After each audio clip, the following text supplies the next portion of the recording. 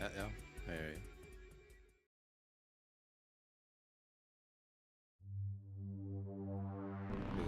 Smoke up.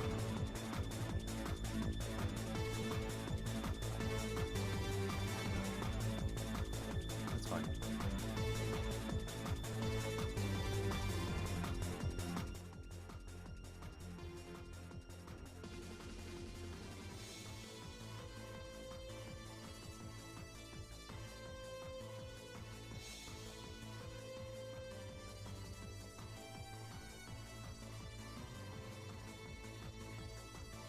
Sorry, what did you say? Okay.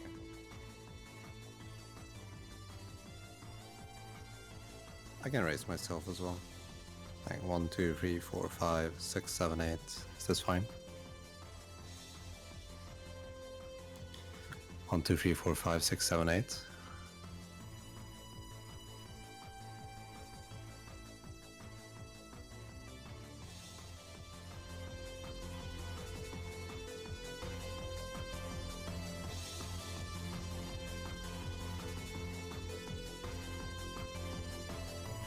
Yeah, I'm ready.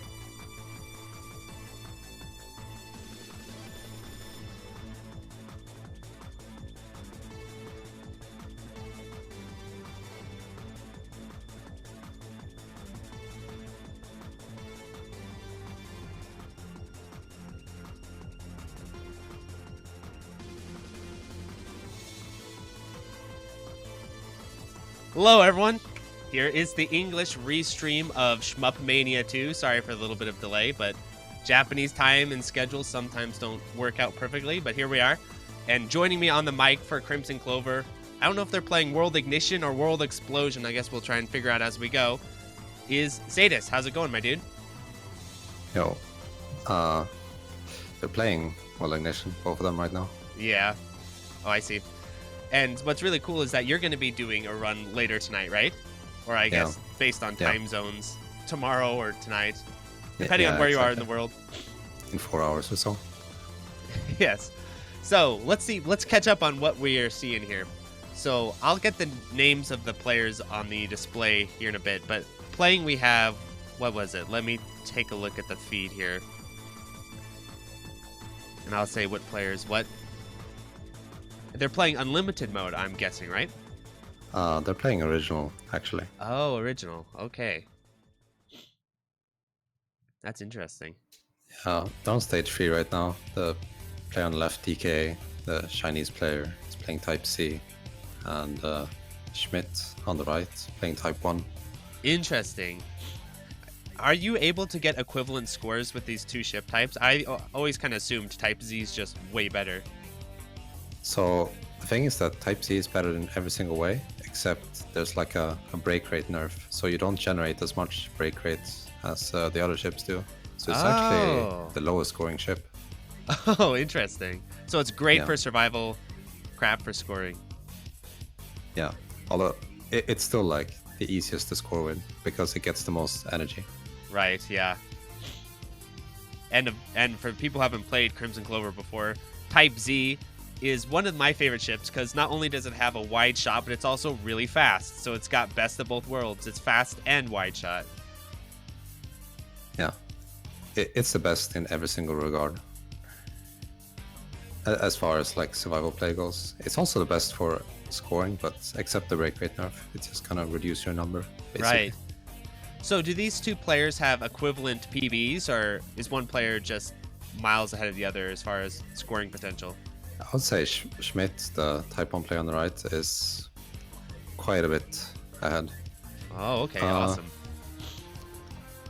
I think DK is about 1.5 trillion off the world record or so, and because his personal best is 6.5 trillion, and Schmidt is, well, he's the world record holder for Type 1, so, and he's extremely good. His routes are pretty crazy. Excellent. You know what I'm going to do, stream? So if y'all see the stream get a little funny, relax. I'm going to see if I can increase the rate, the stream quality. It doesn't look like I can. It just must be what it is. Okay, never mind. Still looks pretty relatively clean though. It looks like it's about in 720p. So we got a restart on the right. So yeah, they have the timer system in Shmupmania, and they have pretty generous reset timers from what I remember.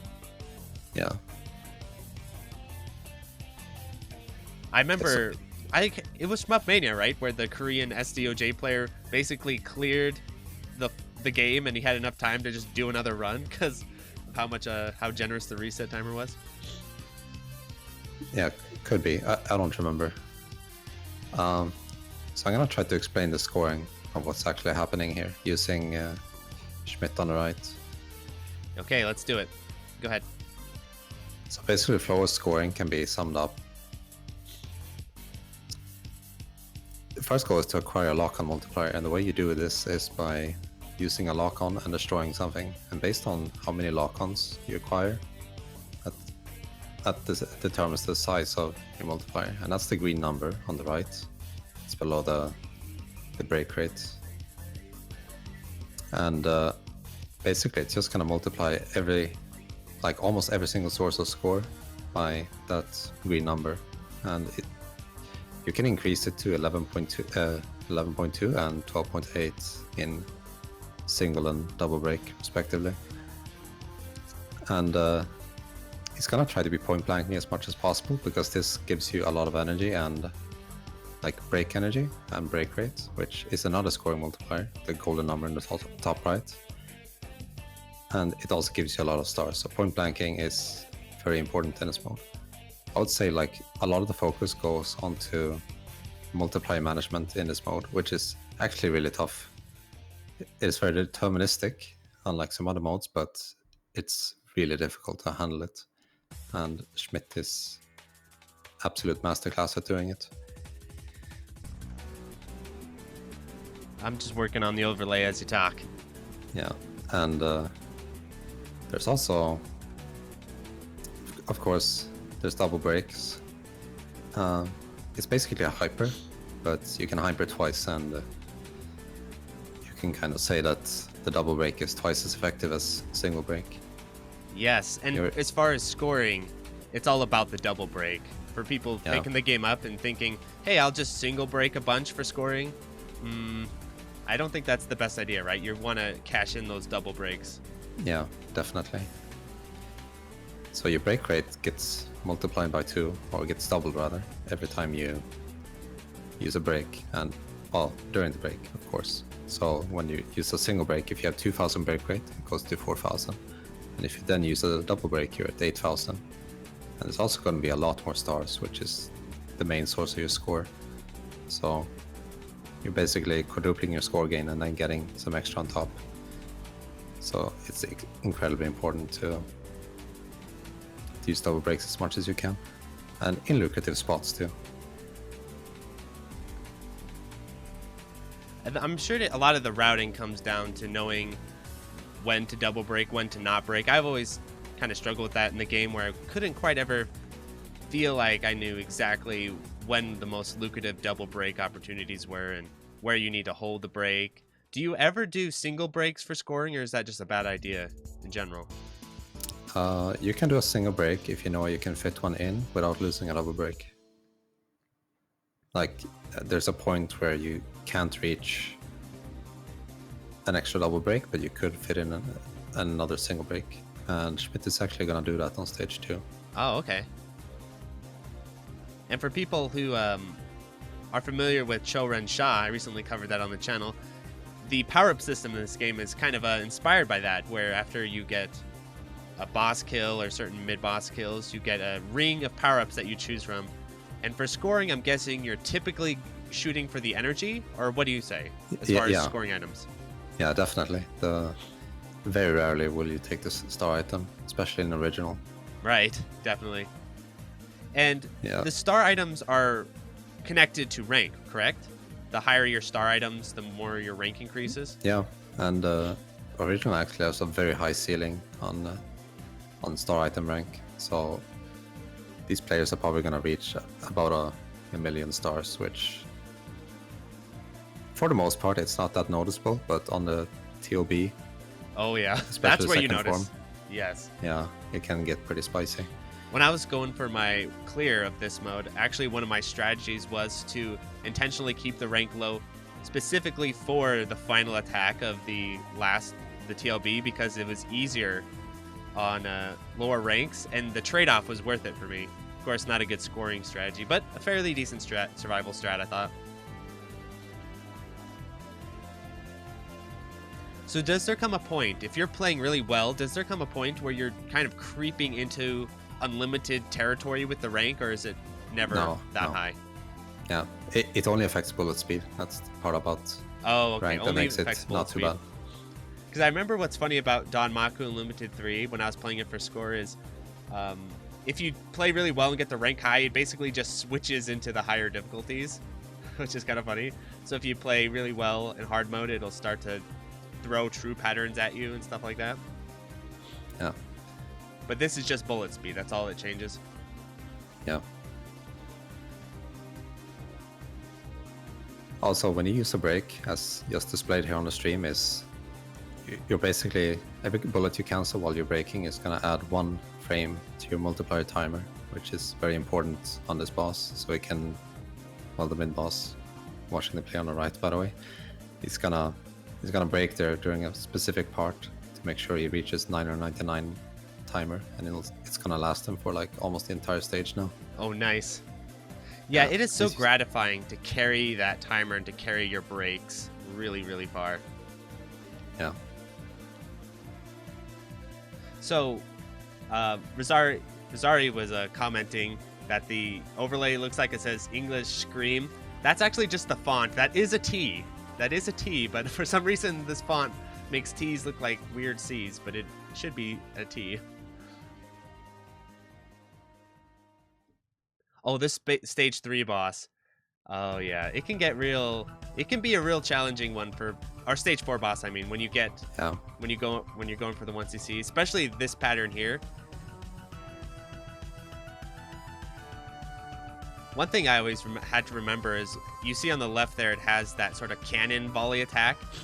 What can happen sometimes is you'll break its weapons and cancel it, but the cannon will still fire at you still. And so you'll just get all of a sudden assaulted by the cannon when you think you're safe. That happened to me a number of times. Yeah, so let's talk about what the player on the left is doing. He's actually milking this form. So the way he does it is he's gonna enter double break, and then he's using a full lock-on on one of the turrets, and then he's gonna shot milk these turrets because they're infinitely respawning. The only limit is that the boss timer, which is 5 minutes on this phase specifically. Oh wow! And I've never seen this before. Yeah, the HP also decreases every time you destroy turrets. So he's just gonna be trying to shot milk these turrets because they give you cancel every time. So that's gonna cancel the bullets from the opposite turrets. He's keeping that cannon alive on the left because I'm assuming it's giving you the biggest cancels as opposed to the other weapons. Yep. Yeah. It's also probably the most dangerous one in this mode. Yeah. In the other 2 modes, you actually just go for whatever's safest rather than what's the highest scoring, because it's just too risky. That's really cool. Yeah, he's doing quite well. He's still no missing actually, which is important because dying loses you a lot of break rate and can mess up your routes.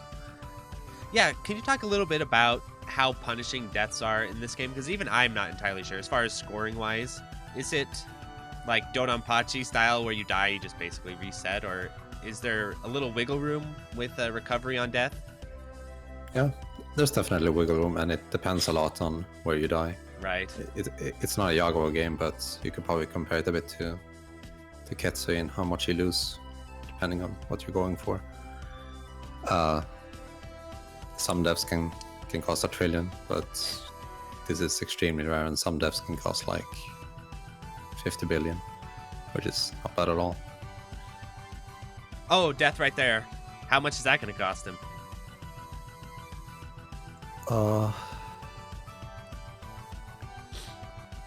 Probably a lot actually, because his energy is really low. Yeah, I think he has lost like 300 billion. Oh, we got another reset on the right.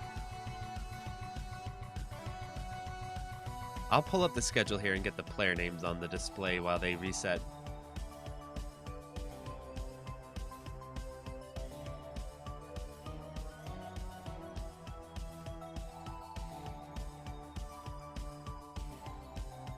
For the viewers, I have background music going because I was listening to the host stream and it's mostly just the Japanese commentary that you can hear. So I thought, okay, I'll just put in some background tunes. Otherwise, it'll be just us talking over Japanese. So, Yeah.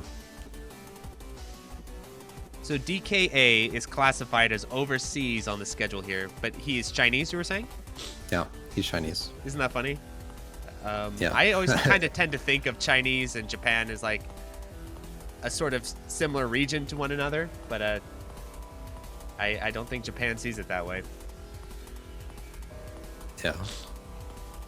I think most people tend to think of like Japan, Korea, and China as like the holy trinity of, Yes. of non-Western gameplay. Yes, I think you're right. Because there's a lot of really, really high caliber Chinese super players. Yeah, definitely. Also, DK actually played this mode and the ship in Stunfest 6 years ago, I believe. Oh, that's really cool.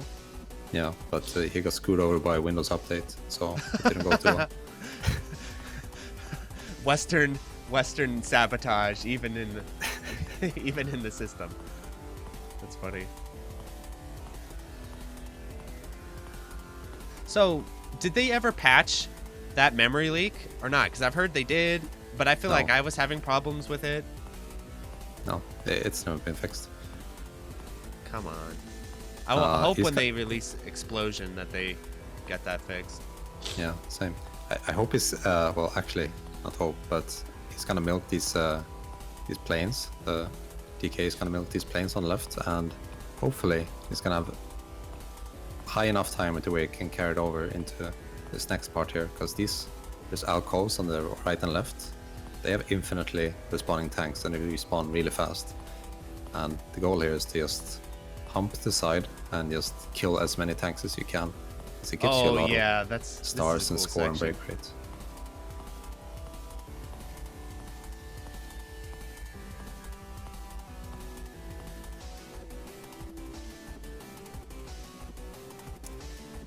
Like he almost just doubled his break rate just from abusing those infinite respawners.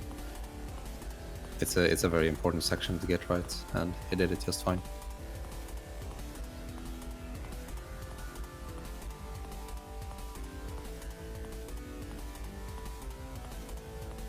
Getting the overlay updated with the player names. Honestly, I think DK is still on PB pace. I know his stage 5 isn't amazing, but it's still quite good, so I think he can actually PB with this if everything goes well.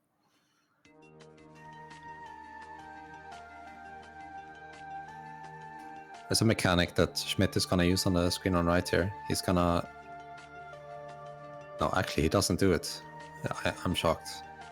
What I was gonna say is that you get more timer if you're upgrading your multiplier. So if you go from like 4.0 to 7.2 to 9.6, you get more timer, which can be really useful.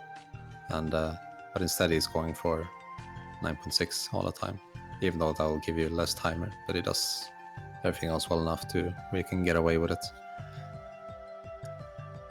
And DK right now is milking the missiles from this mid boss, which give them a lot of energy and break rates. This is a fun mid boss. Yeah. For a long time, I didn't realize you could just fly up on top of him and speed kill him. Yeah. So he's gonna wait through this whole phase here for him to respawn missiles and milk them once again. How many cycles does he get? He only does two missile cycles. The third one is fires bullets straight down, and you can't milk bullets. Emperoring's letting us know there's 3 minutes left for the reset timer. Yeah.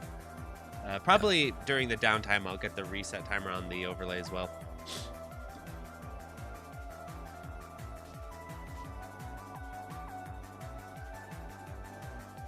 Schmidt right now, he's gonna... The way this mid-boss works is if you destroy one of these flying orbs, it's gonna advance to the next pattern in rotation, basically, because it rotates through X amount of patterns, and it's gonna change to the next one when you destroy something. And it also upgrades the pattern, like makes it harder. And this is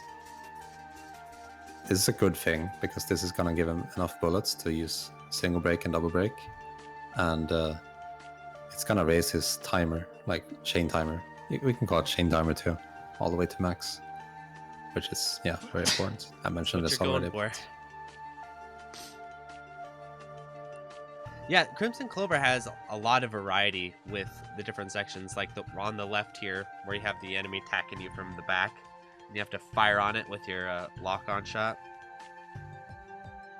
A lot of shmups, you're not able to do that sort of thing because you can't fire behind you.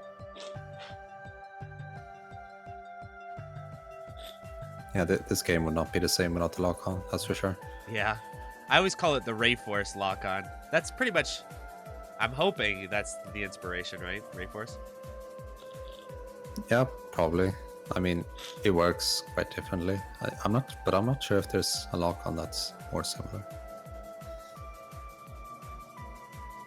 Because I believe Rayforce is just a targeting vertical. Yes, yes.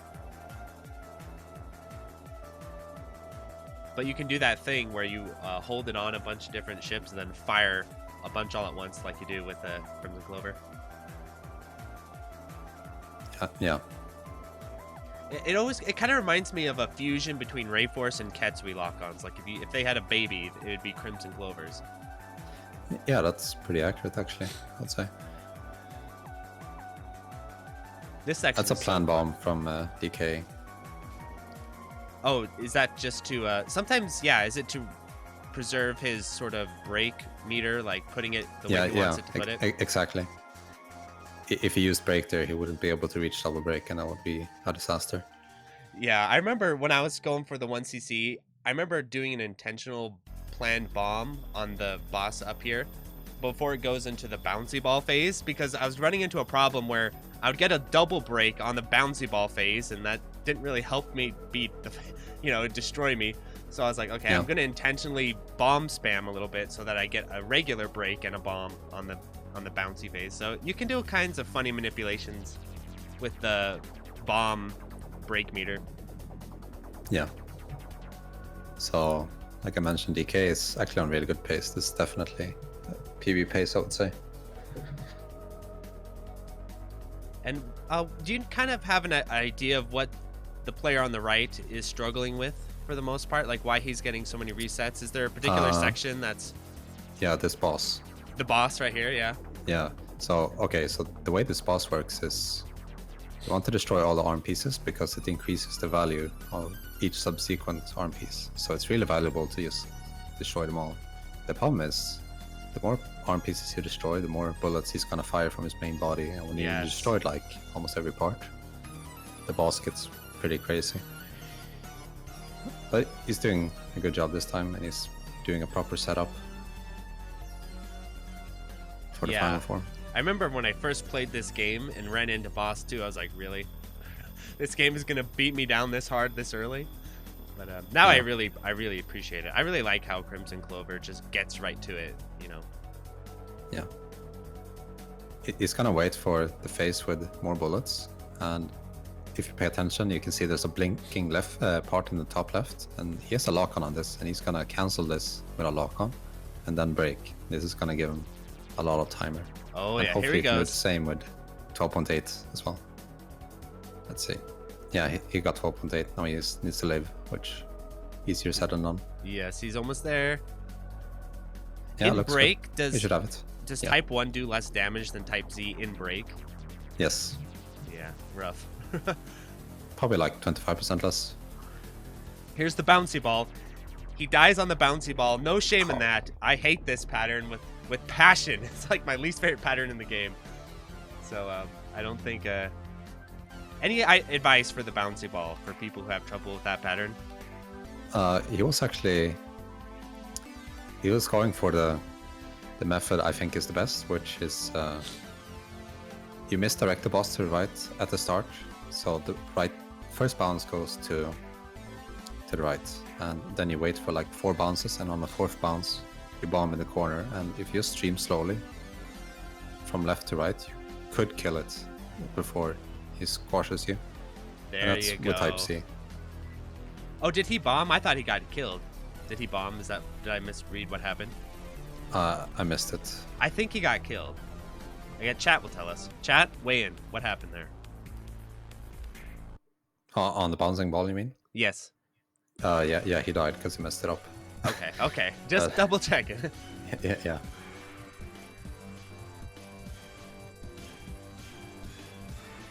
Oh, here we go. Phase 2. Yeah, this phase is quite difficult. Oh, yeah. This first person especially gets really fast on high rank. Yeah, you can tell how fast the rank is by the way these bullets are hustling. Yeah. So Type you can Z get has a much easier time on this phase though than Type 1, I'll tell you that much. Yeah. Your movement speed really comes in handy here. Yeah, Kind of bites you in the ass I'm for the not final sure. attack though. I'm not sure if DK is gonna go. No. Okay. Final attack. You can get a double break for this final attack here and use it for scoring purposes, but he's not going for it. Understandably, because this phase is really hard. Yeah. Here's a break. Break 1. Yeah, we'll see if he Bomb. bombs. Probably not. Oh. Hey, bomb. Very clean. Yeah, Very that's really good. I think this is 6.5. This might be a PB. Okay, here we go. Yeah, when he cashes it in. So he's at 6.1 now. We're waiting for the cash in at the end. Yeah. Actually, I forgot original mode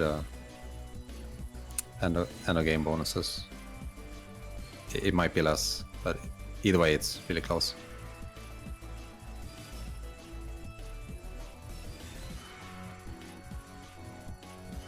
Okay. That looks It's, big.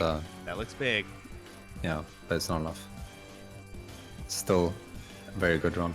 And he only died twice, Yes. which is very clean. Very impressive.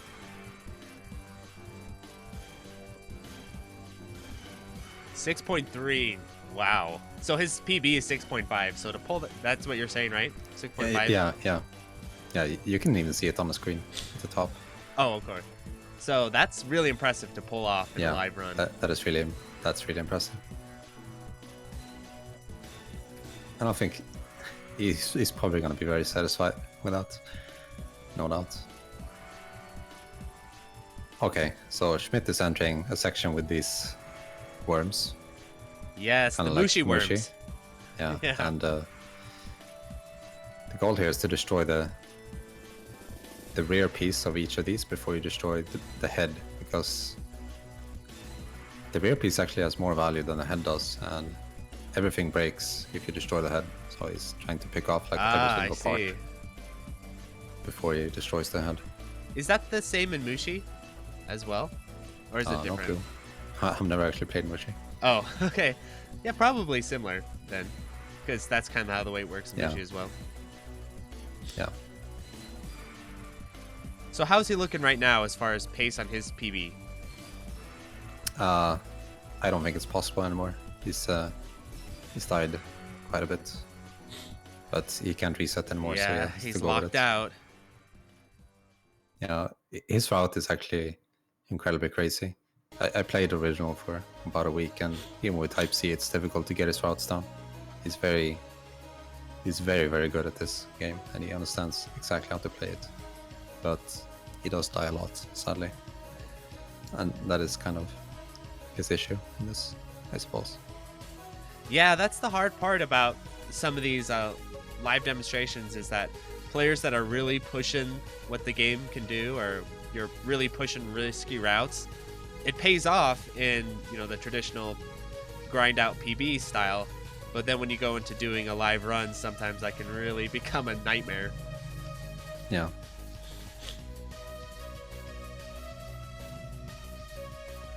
So this boss is kind of interesting. Yes, it's going to be It the has a bane lot of of- everyone's existence whenever you play it the first time.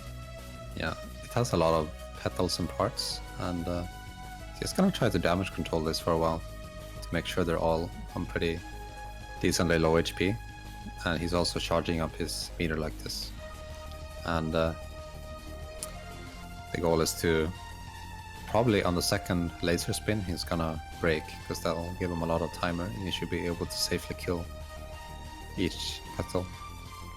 And also, actually, you can see how the boss fires these spiky ball bullets, kind of. Yes. These actually get more numerous the more parts you destroy. So there's a certain risk to destroying all these parts. I never Doing very good realized damage how control much now. sort of boss milking type tactics are in this game. Yeah, Here goes the break. 99% of the time it's just for recharging a break meter, and then yeah. He's really good at this damage control, so he's getting like every single part almost immediately. Yeah. Yeah, almost This perfect. is like the baby TLB. That's what I like to think of it. It's kind of like the TLB, but the mini version. Yeah, Fun size. It's really tough. His last pattern. Yeah, he's gonna dodge it because he loses minimal score from bombing that. Nice. Probably like 4 billion or something. It's baby amounts. Yeah, the crazy thing about Crimson Clover is the score numbers are so inflated that, 4 billion sounds like an insane amount of points, but it's Yeah, but it's nothing. it's nothing. That's why when I make my shmup, it's gonna have like 1, 10, like it's gonna be real low digits, just for the sake of it. Yeah. Gets a bit crazy, but in Boost the numbers are a bit more normal because of the break rate. It's locked at like 16 times, so the top scores are only a couple of billion, unlike original and unlimited where it's a couple of trillion.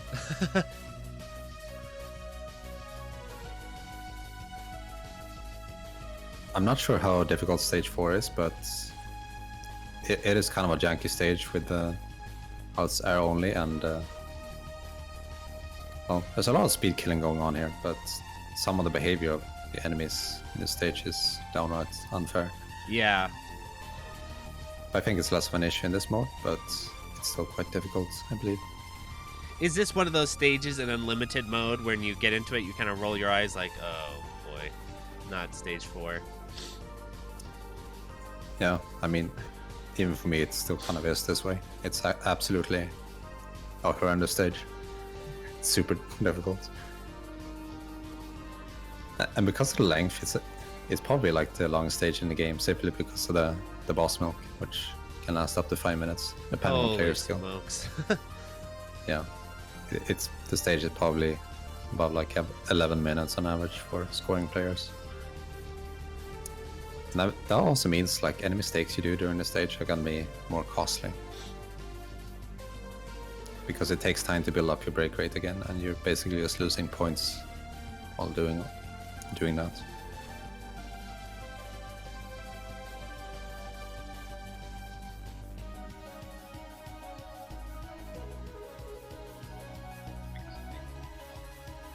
It's coming up on these balls. I heard the Japanese calls this section the Dragon's Den. And, Oh, that's cool. Yeah, there's an interesting mechanic here that might not be immediately apparent, and that's the fact that these balls, they actually heal up whenever you destroy one of them. Oh, So I didn't you know that. Yeah, so you can't actually like damage control them all to 1 HP or whatever, Right. and then destroy them. Yeah. I could see Clover Tack sitting there programming it, like snickering, like, oh, you all think you're pretty clever, Oh, yeah. aren't you? He did Y'all a think- lot of that in the You think you're stage. smart, aren't you? Well, too bad. Yeah. This part has always been kind of a bane for me. The giant ship, you kind of have to spin around. Yeah. He has a pretty tight energy quota to meet here, and he's gonna try to use lock-ons on these Sakos so he gets a multiplier. That's also gonna multiply how much energy he gets from destroying them. That's why it's so important he gets it. I'm not even sure if it's actually possible for him to get a double break in his first form. but we'll see. How many times can you spin around this thing? 3 or 4, I believe. Oh wow. So he's gonna milk it basically. Try to go for that double break. Yeah, but I think this might be the last wave where it actually spawns Sako. Yeah. So he does not go for double break. Understandable actually, because you can't charge a double break in the second form either. Oh.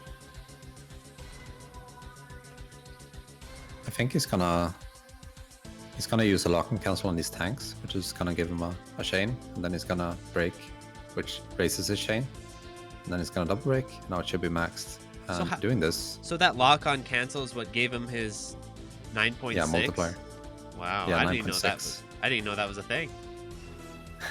Yeah, and then he upgraded it to 12.8 by killing the boss, and he also had a lot of timer. And if he does this well, he's actually gonna get to keep this 12.8 for the giant ball Sako Rush that comes right here. Yeah, he did it correctly. This is a huge gain for his break rate. Yeah, very precise play here. Yeah. It might not always look that difficult, but what he's doing is incredibly tough. Oh, he didn't get a chain from destroying the first Quattroverse, the big red ship. But he got one now, and it should be fine. Yeah, this section can be kind of difficult sometimes, but luckily they cancel. They give a free bullet cancel when they destroyed the big red ships. These are also kind of like infinitely respawning for a while. That's why he's like leaning a bit to one side, so he can like make them spawn more often. The Sakos, the Sako Rush right at the end there. Yeah. So here we This go. boss, The milk's he coming has up. yeah, soon. He has like these small pods. There's one to the left right now, and they just fire bullets whenever they want to. It's 100% random. Oh, jeez. Yeah, I try to take those things out ASAP when I Yeah, fight this guy. that's definitely a good strategy.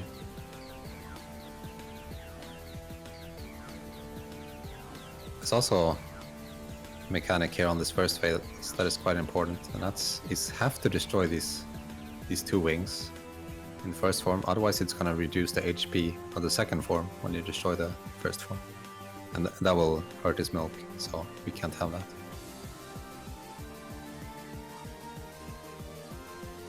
Getting a bit, oh, he missed a cancel, missed a lock and cancel, but he has a wing on the right that he can use for it instead. He Alright, did a here we perfect go. back up there, so.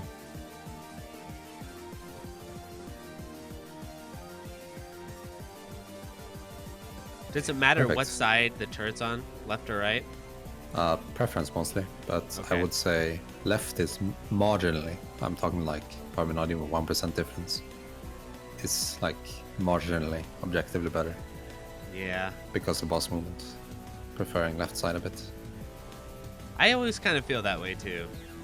So, like, I have an easier time dodging things on the right side of the screen. For some reason, probably just the way the arcade stick movements work. So, I probably would have gone for the reverse here too. Yeah, he actually got the harmonica, is what it's called, on the right side immediately, which is exactly what I want. So perfect Yes. luck here. Unlike DK, he's not gonna do a shot milk when he's not breaking here. He's actually gonna use lock-ons, and it's actually quite difficult. You know, of course, it can be difficult to dodge all the shit coming from the Yeah. right side turret, but also Yes. damage control is difficult here. Is the lack of shot milk because he's type 1 and he just needs to do more damage? Partially, but also type 1. But actually, it's just you score better using these lock-ons during Oh, okay. no break, because you get more energy this way.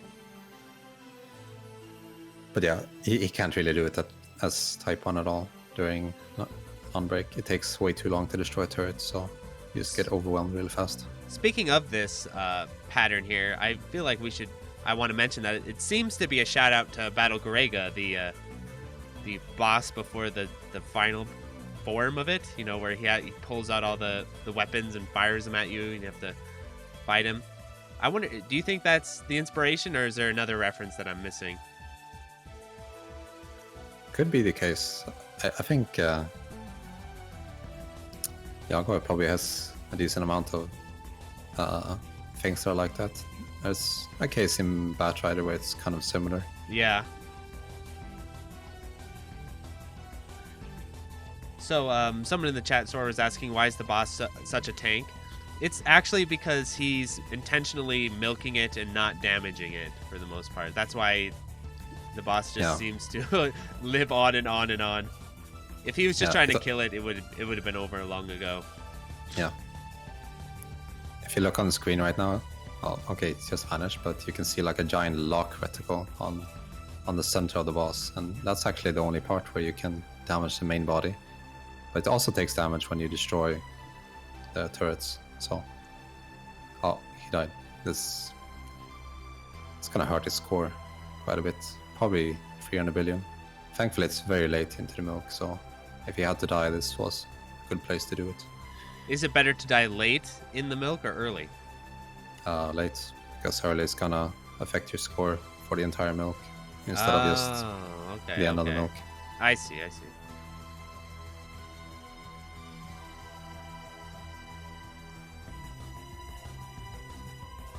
Ooh, that pattern looked nasty.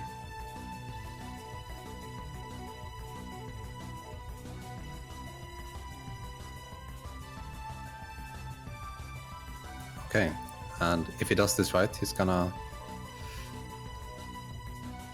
He died. That's not good, but he should still be able to get a double break here. Yeah, he got it just barely. This part is very tough, and boss, if you destroy, like, when you destroy a turret, he has like a chance to go all the way down on the screen, more or less. Sadly, because he died, he couldn't maintain his multiplier like he wanted to, so he lost a lot of score here. And sadly, he has no lives left. There's one life left for him. I was looking on the screen, like, is he out of extends? He's close to an extend here, though, at least. Yeah, that's gonna be his final life. Sadly, stage 5 is... It's a long haul. Yeah, it's really difficult. So, for people who don't know, a fun fact is if you kill a certain mid-boss in this stage, I can't remember which one it is, maybe the big tank, with one extend, it'll throw you a life extend in the original mode. Yeah. Which is really nice. Every mid-boss in the game actually does that, but it can only happen once. Oh, okay. Once you've gotten your pity extend. That's it. That's all you get. Yeah. If you're playing for survival, this is something you can manipulate in a way if the run's going poorly. Yes. Say you have like 410k stars when entering the stage and you have 0 lives. If you intentionally make sure you don't get too many stars, you could get the pity extend and then get the 450.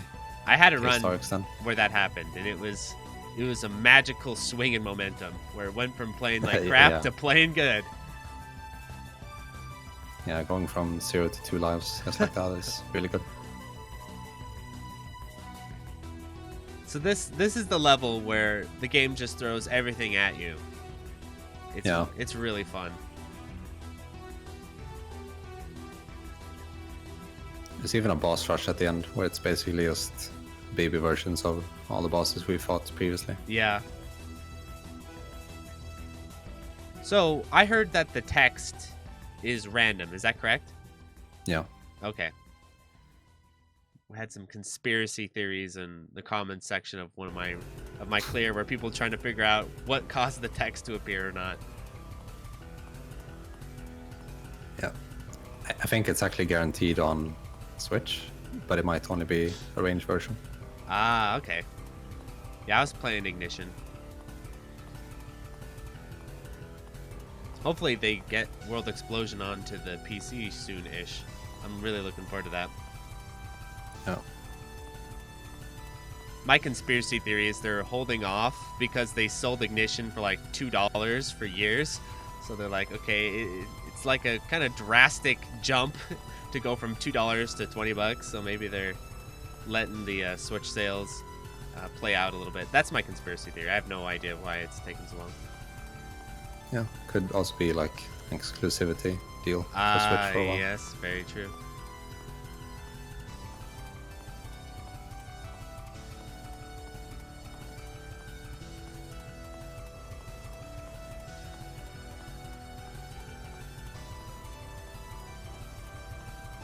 So let's see here. So he got his extend, it looks like.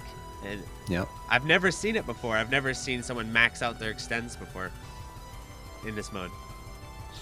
Yeah, it's actually quite hard, and it will basically never happen if you play for survival. You probably need to be at like the 3 trillion scoring range to get the final extend. Are we gonna see Missile Milk here? Yeah, he does the full Missile Milk, and he does it extremely well. He didn't get the 12.8 though. That is really unfortunate. He missed the full lock kill on the mid boss just barely. So for people who lost track of the last DKA score, his score was 6.3. So is it Schmidt? Is that the... Because I can't read the Japanese. Yeah, it's Schmidt. Yeah, Schmidt is coming in already close to that score. So as long as he holds it together, he probably will beat it. Yeah, it's quite likely. He's actually stalling for the missiles again now, and you need to break a turret during the non-missile phase, and then also have your double break end. And if you don't do this, you won't actually have a chain going, like a multiplier timer, when the missiles return, and you won't get like anything from them. So it's extremely important he maintains that multiplier. Here's a question for you in this format. Let's say they were competing against one another. If Schmidt beats DKA's score but doesn't clear, does that count or does that not count? If you were ruling this as a competition? I would just go for the higher score, but... Because I've heard something about Japanese players, I've heard this, that they don't consider runs that don't clear, like, completed or whatever. Yeah. I don't know if that's a thing or if that's just something I heard. I think that's quite true. I've seen some players being very disappointed. They did not clear, even if it's a huge PB. Right. I could see it. I could see that. I'm a little bit divided on how I feel because sometimes, like in Donanpachi, I could get a much higher score than my 2-all, but in some ways it doesn't feel like it's a better run than my 2-all until I get a higher score and get the 2-all, but maybe that's just me. Yeah. It's understandable. Oh, Moglar's clearing it up in the chat. So Moglar says that's just a JHA thing, and that they just usually go on higher score. I don't know. I kind of think that's kind of a cool idea JHA came up with, but I could see in some games how that could turn into a nightmare, perhaps. yeah, like Battle Back Raid or something. Yeah.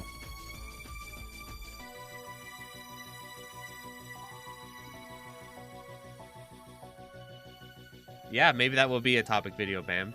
That is kind of interesting topic to talk about. So he has passed DKA's score. Speaking of that, he has now surpassed his score. Very impressive. With Type 1. Very impressive. Yeah.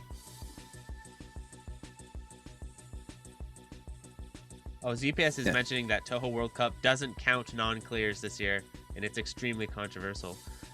I don't know. It sounds, for live stuff, I think it kind of makes sense for live stuff. Like, because I think part of playing live is the clutch factor of being able to clear the run, but I could see both sides on that one. It's very game dependent. So what do you think of the odds of him getting the clear here, if you were a betting man? 50%. Okay. I'm gonna put my money down and say he gets the clear. I have faith. Yeah, I could go either way. I'm not sure. That final, If it- though, that final is going to be brutal. Yeah. He also does a no bomb TOB like entirely because he needs to. Oh, boy. So Yeah, he's one of those players that will not hit that bomb button, even if a bullet's about to destroy him. He's like, nah, I die with dignity type thing. Yeah. Well, it's also because the second form has the highest enemy value in the entire game. And if he doesn't bomb once, if he plays well, he can potentially reach a double break in each form. And of course, using a double break in the final phase is pretty fucking scary. Yeah, pretty ballsy. Would that be somewhat equivalent to the unlimited pattern, or would that be even harder? The unlimited pattern is unreasonably hard. Okay. I don't think there's any comparison. I haven't played unlimited mode, so I don't know what awaits me, but I'm sure it's brutal and difficult and nasty. Yeah, it's basically cave TOB pattern. You have to use bombs to. Oh, you Good point. don't really have a choice. Kind of like hibachi type Yeah. stuff. Yeah, I mean, if you get extremely lucky, you could probably have some bullets pass through you, and maybe you will do without bombs. But that is probably less than 1% chance. This pattern is pretty exciting. I'm not sure how you read it, but he's doing a good job at it. Yeah, I hate this pattern. Like trying to dodge it. Very confusing to the eyes. Yeah, he's reading it very well, though. Sora's asking what shmup encourages suicides. Batrider, right? That's like a big Yeah. thing in Batrider. Almost like every Yago game, honestly. Yeah. Someone mentioned Backrate in that game as in high level scoring, it's over 50 suicides. Holy smokes. Oh, this pattern's nasty. Those yellow lasers are just brutal because they cut right through that pattern. Yeah, that was some clutch dodge in there. Here we go. Bouncy ball. This is tough too because he's type 1. So he doesn't have a whole lot of movement to get around this thing. Yeah, type 1 struggles with this pattern. It's definitely the worst ship for this. Oof. Very It's clutch. very scary when it shoots this big ball spread when it's very low on the screen. He's still got to do another. Okay, nice. He gets the break on him. Yeah. It's intentional.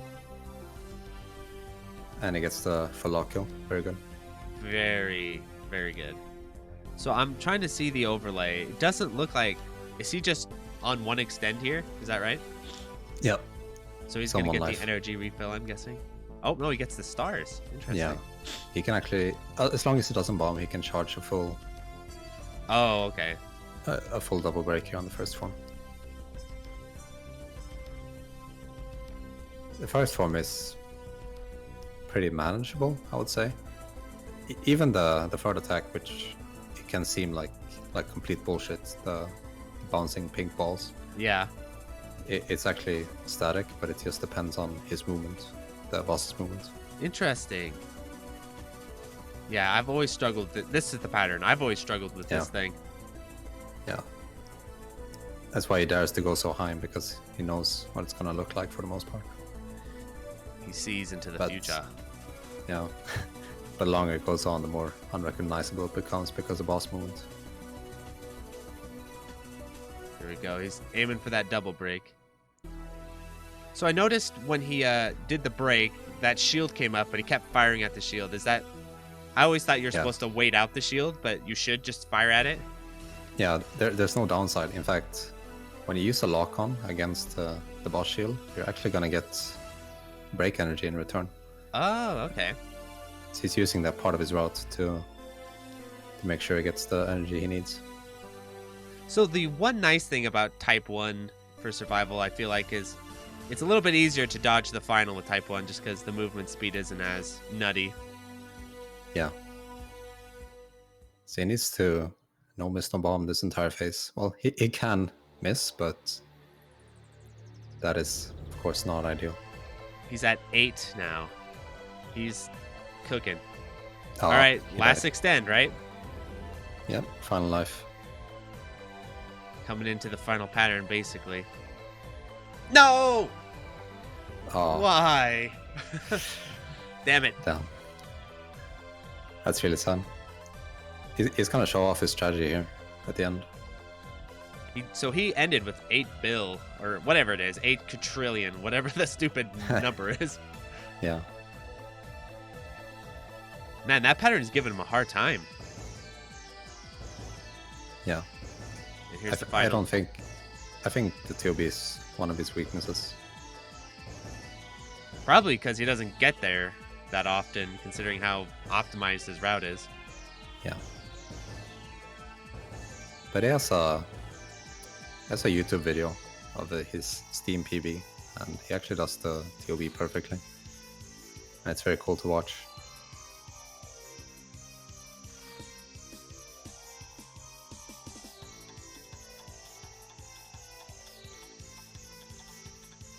Amazing score, though.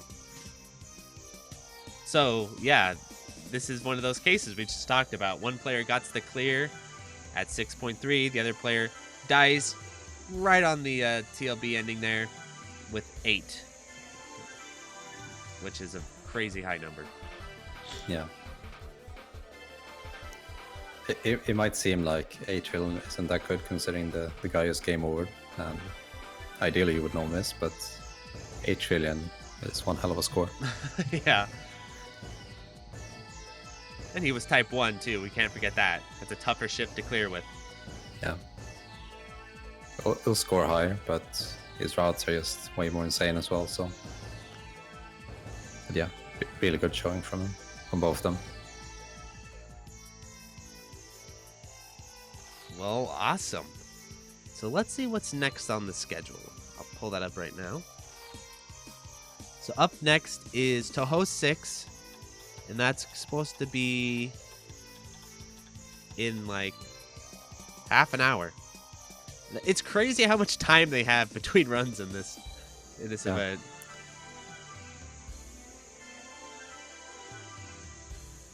Because I don't think I can sit and entertain the stream for half an hour all that well.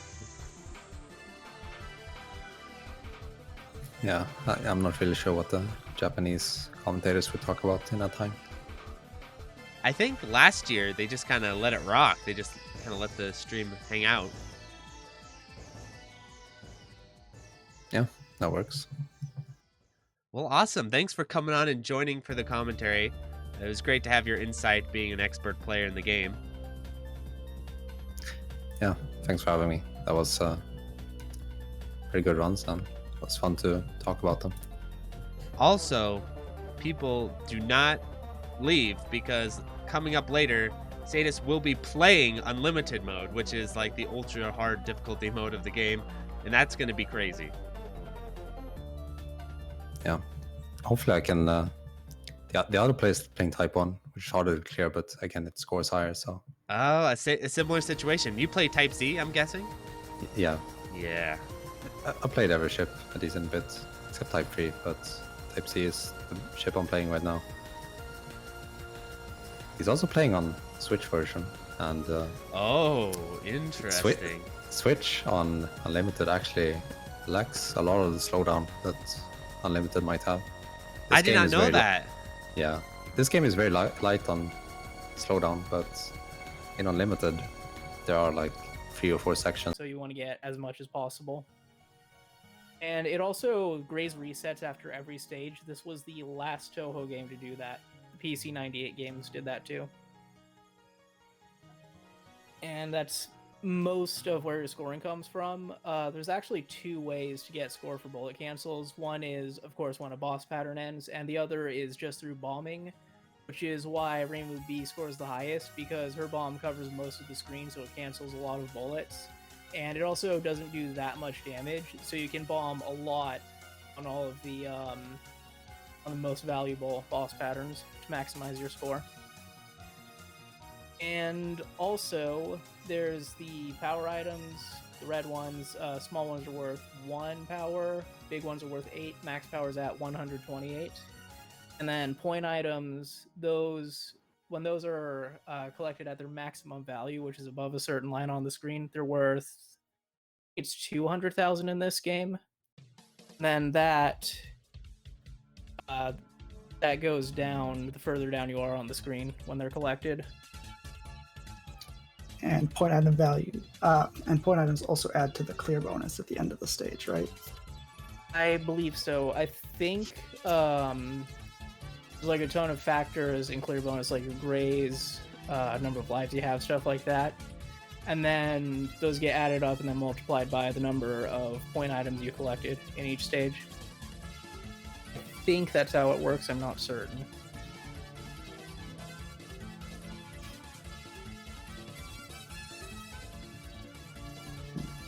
So these players aren't bombing stage 2. I see a lot of people do that to collect all the point items, but with Reimu, it looks like they're gonna hold on to their bomb instead.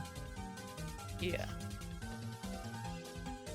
I know most high-level score runs bomb in the start of stage 2.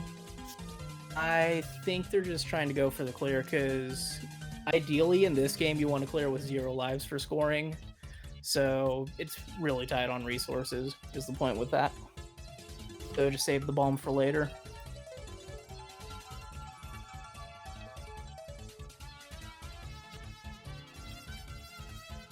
Yeah, it looks like this game's very flexible. I definitely saw in Touhou World Cup, each run the players did, they had a different resources and like bombs and lives going into different sections, and Yeah. it affected what they could do later. Also, both players are at full power now. That has another effect. You see they're going to the top of the screen to auto-collect all the items. That's called Point of Collection. In this game, it only works at full power and also in Perfect Cherry Blossom, but in the other games, you could just do that at any power level. So in Imperishable Night, it's only if you're focused below full power that works. Safe spot on Cherno there for Grays. Well, survival runs do that too. It's pretty consistent. So Daring was asking if these are score or survival runs. These are score-based runs, right? Yeah, they are. How would you say the scoring for this game compares to the others in the series? Is this one where the scoring... Because I know some of them, people just kind of focus on survival more often. Is the score system in this pretty natural, or is there kind of some weirdness to it? I've been explaining the scoring system for a while. You, as I said earlier, you ideally want to clear with 0 lives for scoring. It's a completely different playstyle from survival. Right. At times it can look like survival, because you're saving all your resources to cash out at certain points, so you're kind of surviving while And by the grazing. way, something I'd like to bring up is the first 2 stages in this game aren't worth that many points. Like, when most people start out, they don't even do scoring for the first 2 stages. They just do stage 3 onward, Right. because those are the most valuable stages. Yeah, and as was mentioned, the grays resets every stage, so each Nopon just reset. each stage is kind of its own individual thing. So like, there's not like a snowballing effect where Right. you have to get super tight Yeah. grays on stage 1 or it'll mess up the whole run. You can like take it easy or do save strats early on and then catch up at the end. Also, Nopon did something I want to explain when he was resetting. If you noticed, he actually went into the replay menu and started up a replay before starting his next run. That manipulates the RNG for... actually, it's not RNG. It manipulates the item table. So it gets the same item drops in the early game every time. Interesting. It works in this game and Perfect Cherry Blossom. And I think every game after that just has consistent item drops. Or Yeah. I'm surprised So, they like, haven't made a patch or random. something that just makes the item drop table static or ideal or whatever, so you don't have to do that too often. I don't think they'd allow that if it was made. Oh. Unless it was like an official thing, but Zune never patches anything. Oh, I see.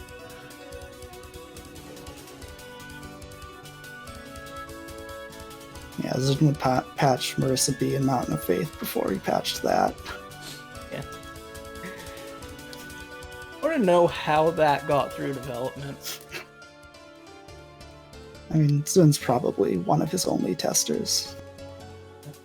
There can't be too many. But we found stealing from the card shop in Touhou 18 like the day it was demoed, so...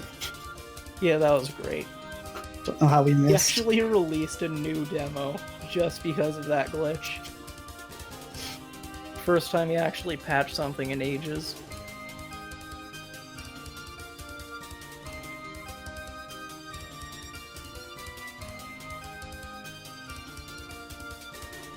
So someone's mentioning in chat, Mystic Square and PC98 games also have item tables. They do, but there's no way to manipulate them. Unless you, like, start the game on a certain frame on the title screen.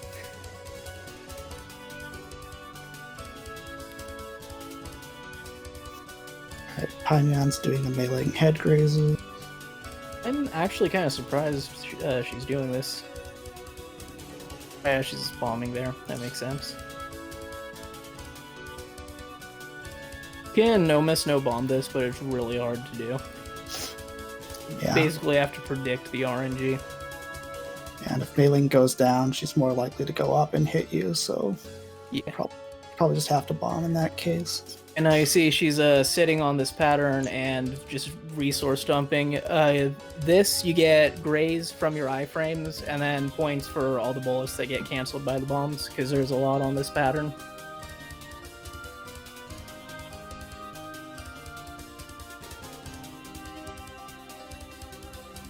And she cancels that pattern. Yeah, most of the resource usage is in stages 3 and 5. Because they have the most valuable patterns to bullet cancel.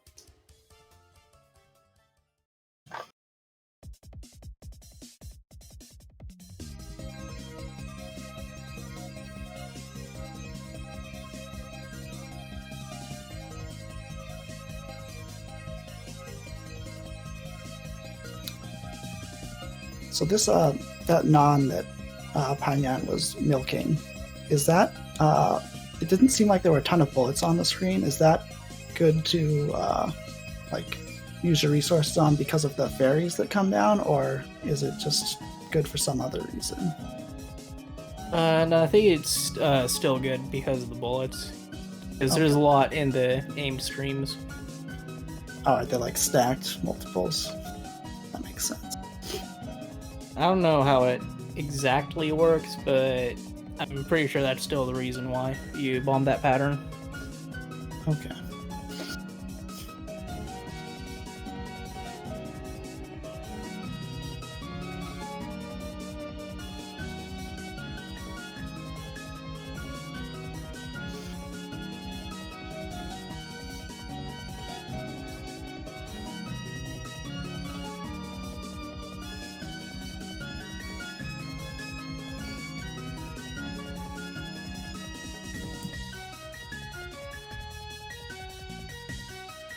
Pai also just did something else. She like left some power items, so she could also get a cancel from full power, because that cancels bullets too. They want to time that at specific points as well.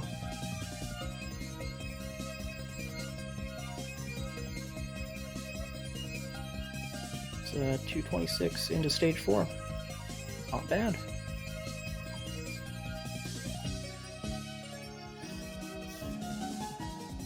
All right, everyone. I'll leave it in ZPS's and Zemoo's hands. You two know about this game a lot.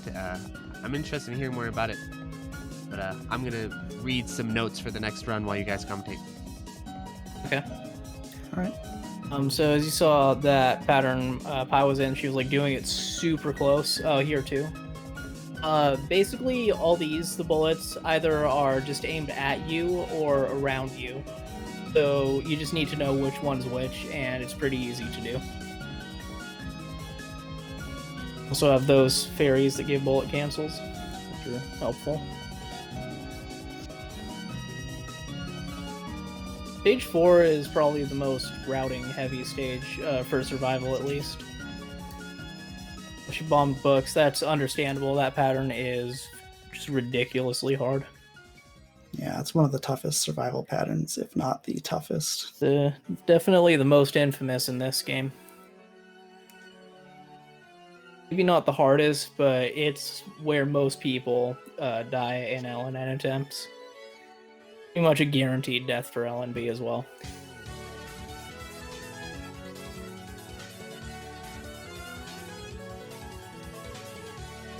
Yeah, with Reimu B, Noppon's reset again.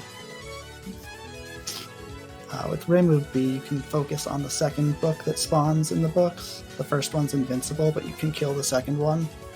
But sometimes it doesn't the RNGs.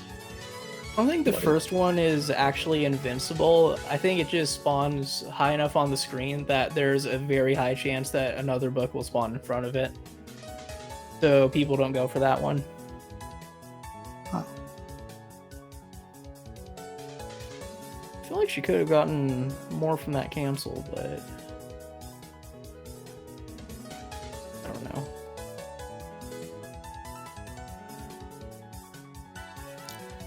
Probably using marathon safe strats. Probably. And someone in chat says, imagine wanting to LNN EOSD. Yes, this is a very hard game to LNN. Generally regarded by the community as the second hardest behind Legacy of Lunatic Kingdom. And in that game, Zune just went completely crazy with the patterns.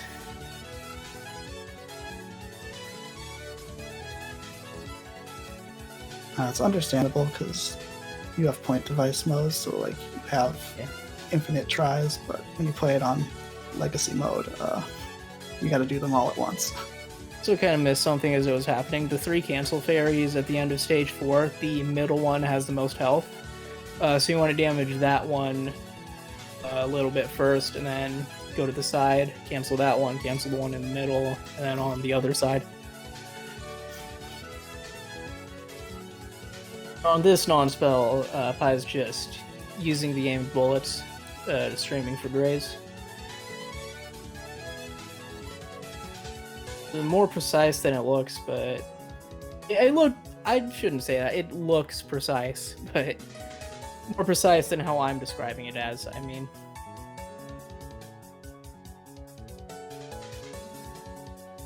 Oh, she handles Burien Lake. This is quite a difficult spell for survival. Let's capture.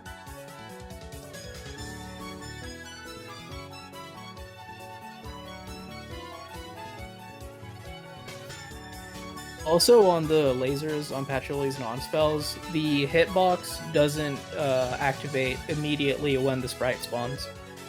You can go through them for a little bit. I think that also applies when the lasers are despawning.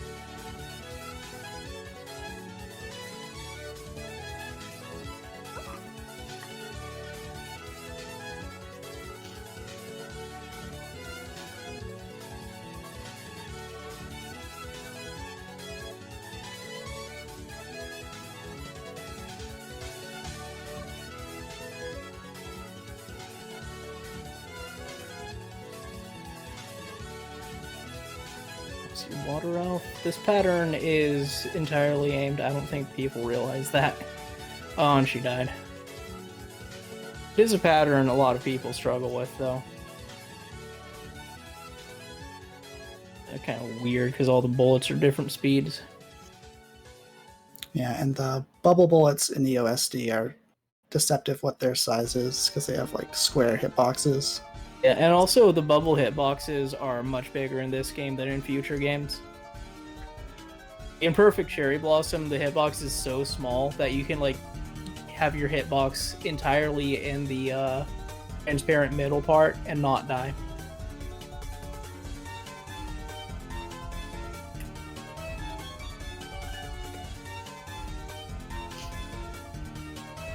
Megalith is a very awkward pattern.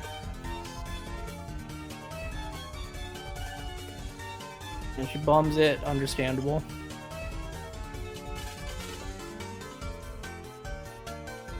And it is stage 5. So she's going to get an extend from the stage 5 mid-boss, and that's the last life in the game.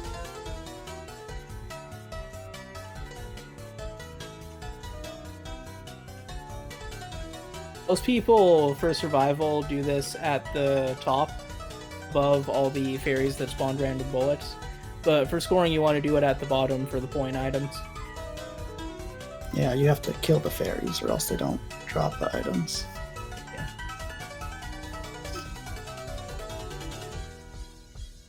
Yeah. She's going for safety on that one.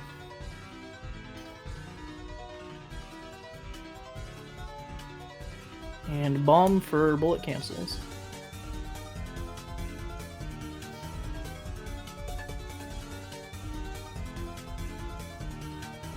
Nice, the barrier fairy graze.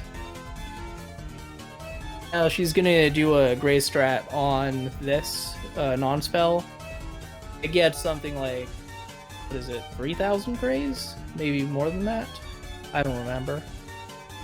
People do this for survival too, but here she's also optimizing it for support, so it's harder.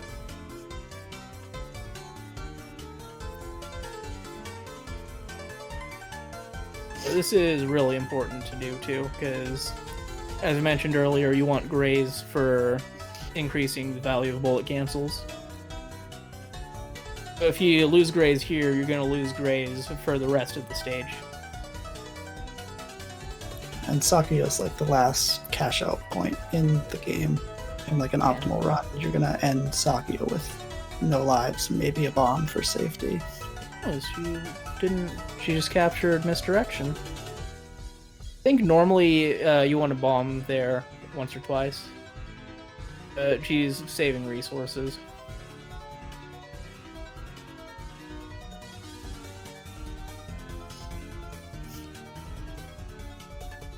And killing those fairies for the items.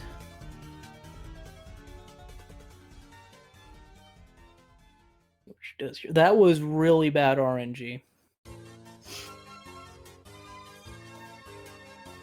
Probably, unless maybe that was intentional. I don't know for sure. Didn't look intentional to me, but it might have been. I have seen people do planned suicides there to do head grazes, but Yeah. I'm not sure what pienyan's strats are. Yeah, she also had no bombs, so I'm not sure.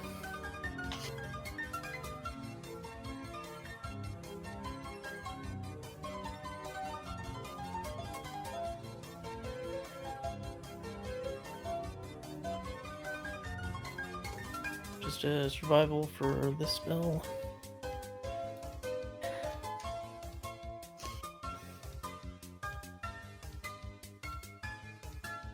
And strategic full power cancel. Such a cool feature of this game. More games add that.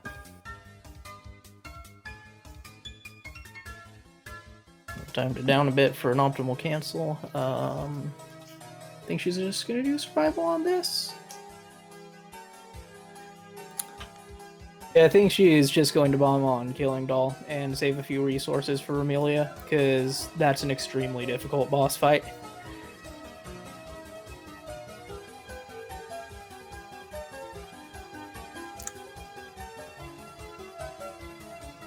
Yeah, we mentioned this game is heavy in RNG. Amelia is a lot of RNG, and a lot of her spell cards can just decide to kill you if you don't have resources. Can give impossible patterns on multiple of her patterns. It looks like she's just gonna... Is she gonna bomb Killing Doll? Yeah, she is.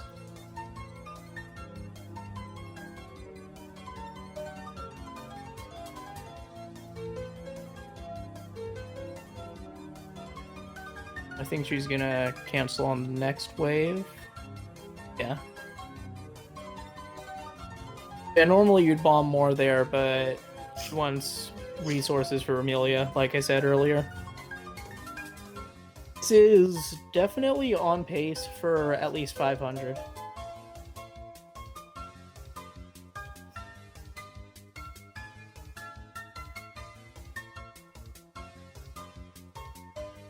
Section can't really do much here.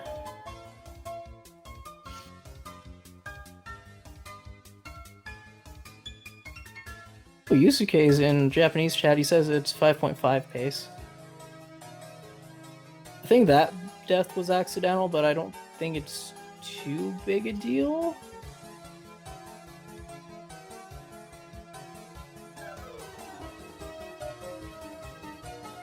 Nice spin. An optimizer there. Now she's going to align herself with the kanji and into this safe spot.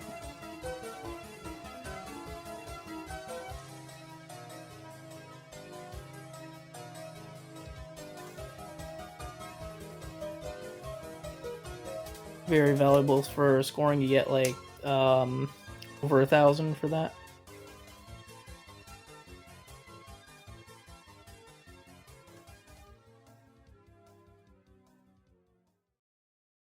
Also, I think the world record for this game actually game overs. I think it's a 800 pace game over on something. I don't remember what, but I just remembered that. That is the 749. Oh, she's bombing on Demon Lord, that's what this is called.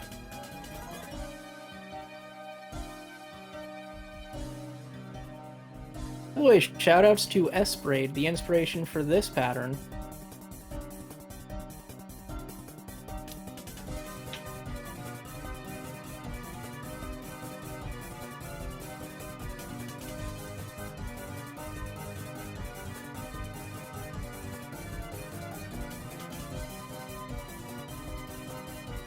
Isn't that the next game in the lineup?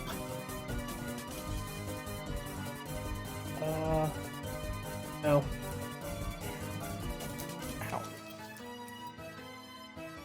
Ow. What's this one called? Thousand Needle Mountain, which Pai's on right now. That is Remelia's easiest spell. The only one that isn't really a problem. Knife Non, mainly just a beginner trap. Really easy to do if you don't try to POC it, but if you do, you're probably gonna die. Let's see how Vampire Illusion goes. This is one of the patterns that can give impossible waves. Yeah, this can just wall you from all four sides if it wants to. Yeah. That looked... Oh, she canceled it in time. It was really good, except for that one that was coming down, but she was able to cancel it. So good Vampire Illusion.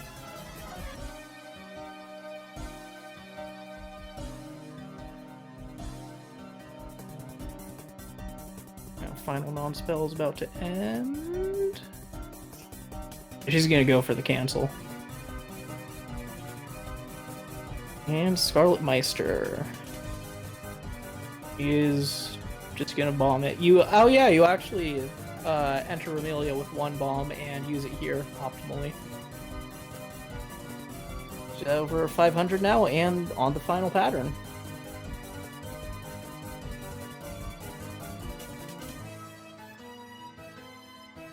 Understandable bomb there. Oh, she didn't do the iframe cancel. Interesting. They can cancel like quarter of that wave, and it's all the bullets that spawn at the bottom with your iframes if you bomb there, but she didn't do that. Looks like a pretty bad wave. Good wave.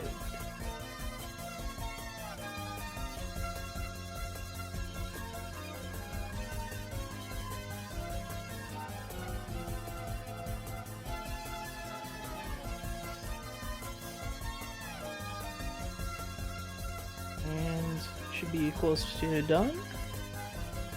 Oh, she died. She's going for a cancel there, but didn't get it.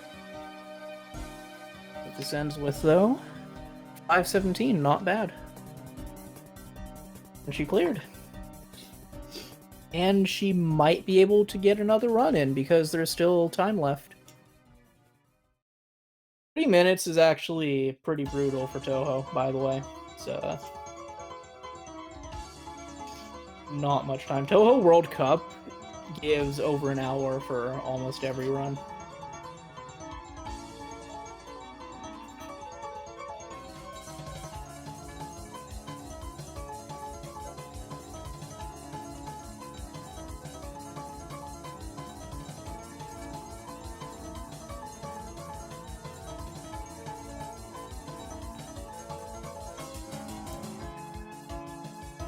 let's look at Nopon now. He's in stage 4.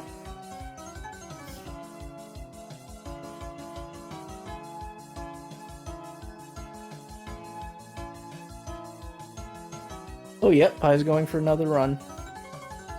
Or is she? Maybe not. I thought she was gonna do the RNG manip thing. She might just be showing the score splits. Probably.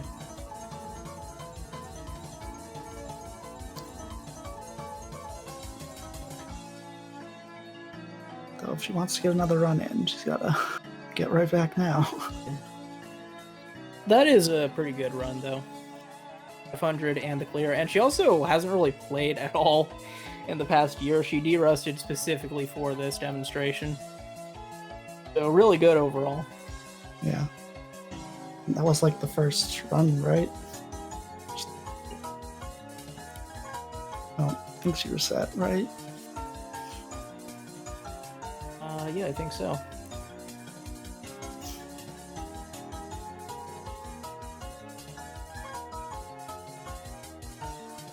This actually gives us a good comparison for Pai versus Nopon, because we have her splits up right now. Yeah, Nopon's close to the end of stage 4 and not close to 33. I think most of the raw score comes on bosses, though, so we'll see. I think this is behind Pai's run, though.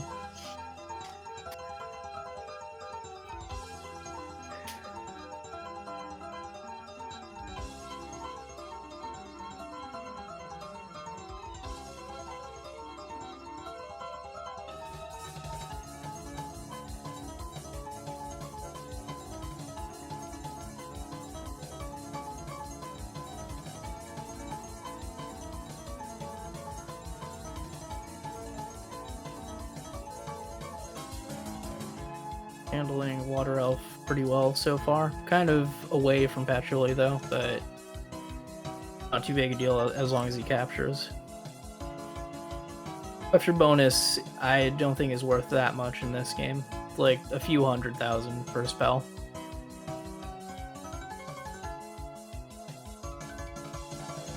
Yeah, he almost timed it out, but he did capture it. It's really good.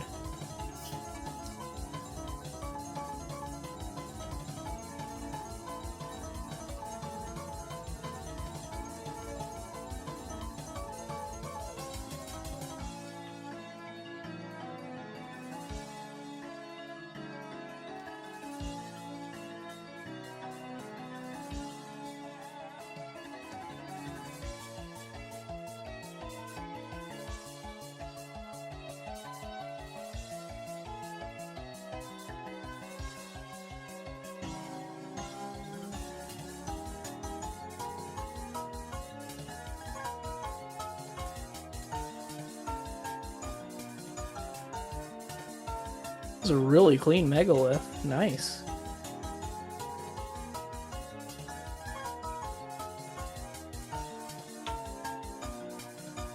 $285, and I think Pai had, what was it, 331? Yeah, 331. Pause English stream. Yeah.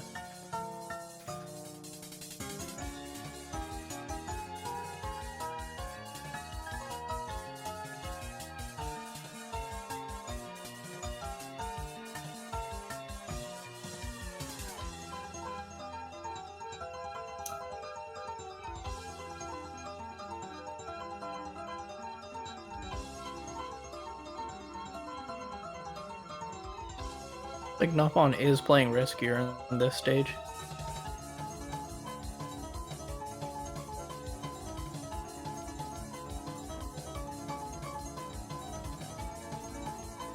Death was intentional. He's doing the Graze thingy. I don't know how to describe it. Head grazes on the fairies. Yeah. He also needed to refill his bomb stock. Let's see if he bombs misdirection, because I think you want to do that for scoring.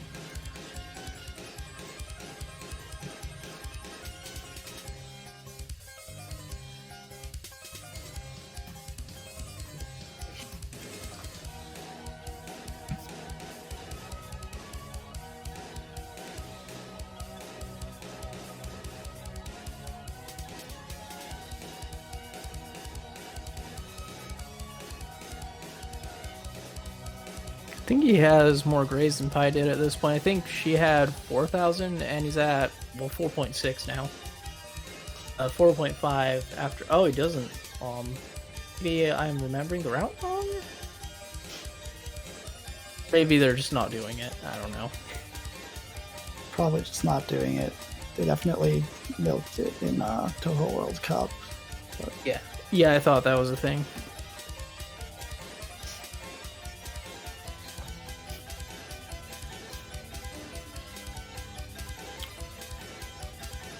I can't blame them for playing it a little safe. It's a very hard game. Noppon is doing more bombing on, unless that was just a survival bomb. Oh yeah, he is going for score bombs on the first non. So it seems like he's doing more aggressive strats for the late game.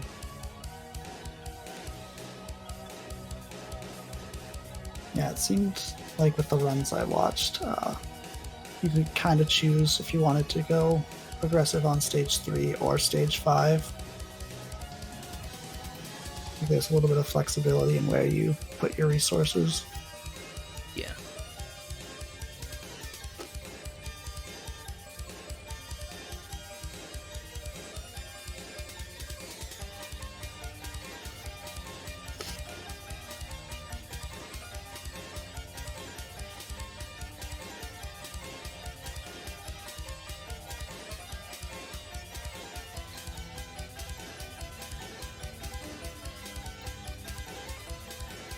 Just survival until killing doll. Then we'll see what he does there. If he just uses those 2 bombs, or if he opts to enter stage 6 with less lives. Do you know if these players know what the other one has for score? I'm not sure. Unless you're talking about like their PBs, in which case probably do know that. Yeah, they probably know that, but I meant more like, do they have the stream up? Do they know? I'm not sure. I think some players would, some players wouldn't. Yeah, because it would definitely affect Noppon's strats if he knew what score had to be beaten. Yeah.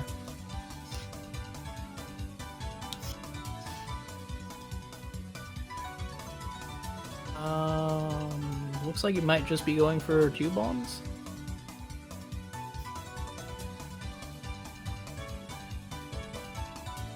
Nope. Oh, yeah, he's going for more. Nice.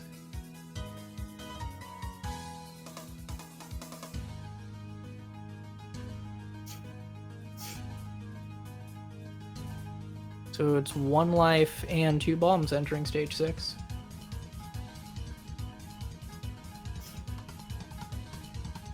For 58, he is now ahead of Pi by 9 million points.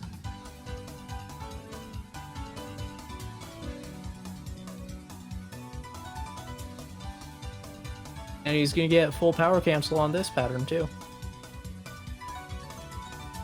That's only worth like 1 mil. Okay. What a bomb.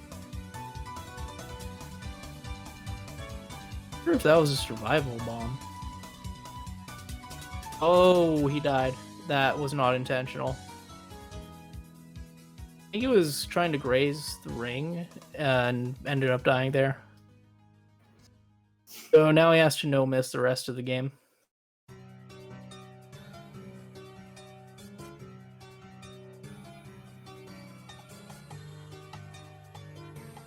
It's definitely something that he can do. Yeah. Have faith. And safe spot again.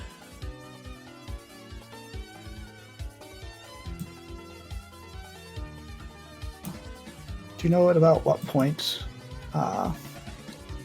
he'll overtake the score? Like, does he have to for sure clear, or do you think he could get it? I think he's probably going to get it late on Remelia's fight. I'm not sure though. He might have to clear to beat it. I don't actually remember how much points Remelia's worth.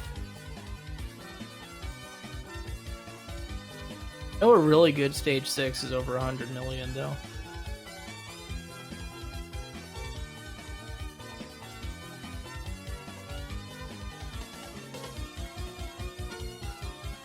We had to bomb there. Pi also had to bomb there, though, I think.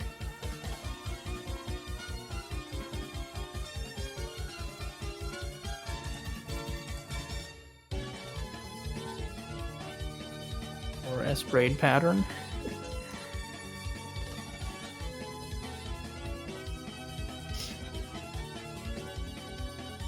I feel like I see that a lot in a lot of Japanese-made games. It's like homages to other games in the genre. Touhou has a lot in general. That's one of the more noticeable ones, though.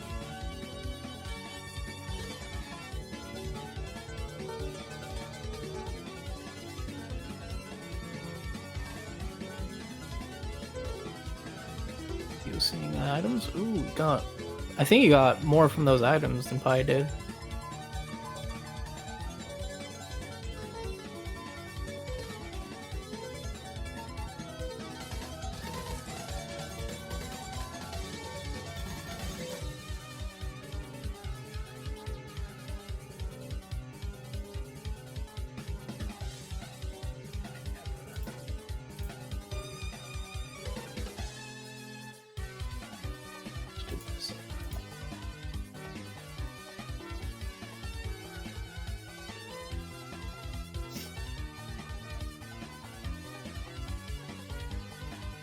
Yeah, Vampire Illusion does. That looks like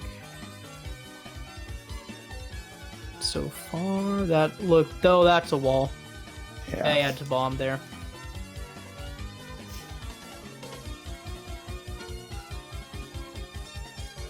But there's still 2 bombs for the last 2 spell cards. Yeah, I think he's gonna use one on Scarlet Meister though, and then gonna have to 1 bomb Scarlet Gensokyo, which is really hard to do. You can do it though.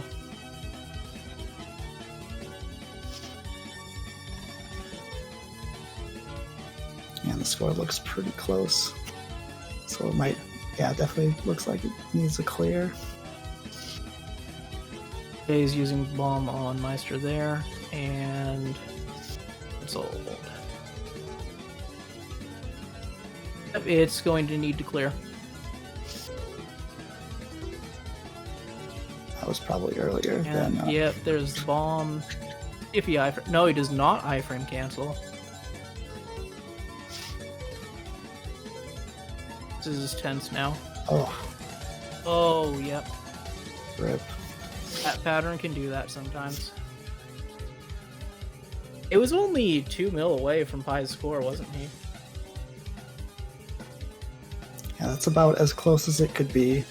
And as, like, long as it could be. So a really good match overall. Yeah. Like, nice and close. Players got over 500, which is pretty good. Especially since one player has basically not played in a year and the other isn't even playing their main game. Yeah, I'm sure they're both pretty happy with those scores. Yeah, Oh, I think they'll cool. be satisfied with that. Yeah, and they didn't even have like a ton of time to do it. Like you said, they were really crunched.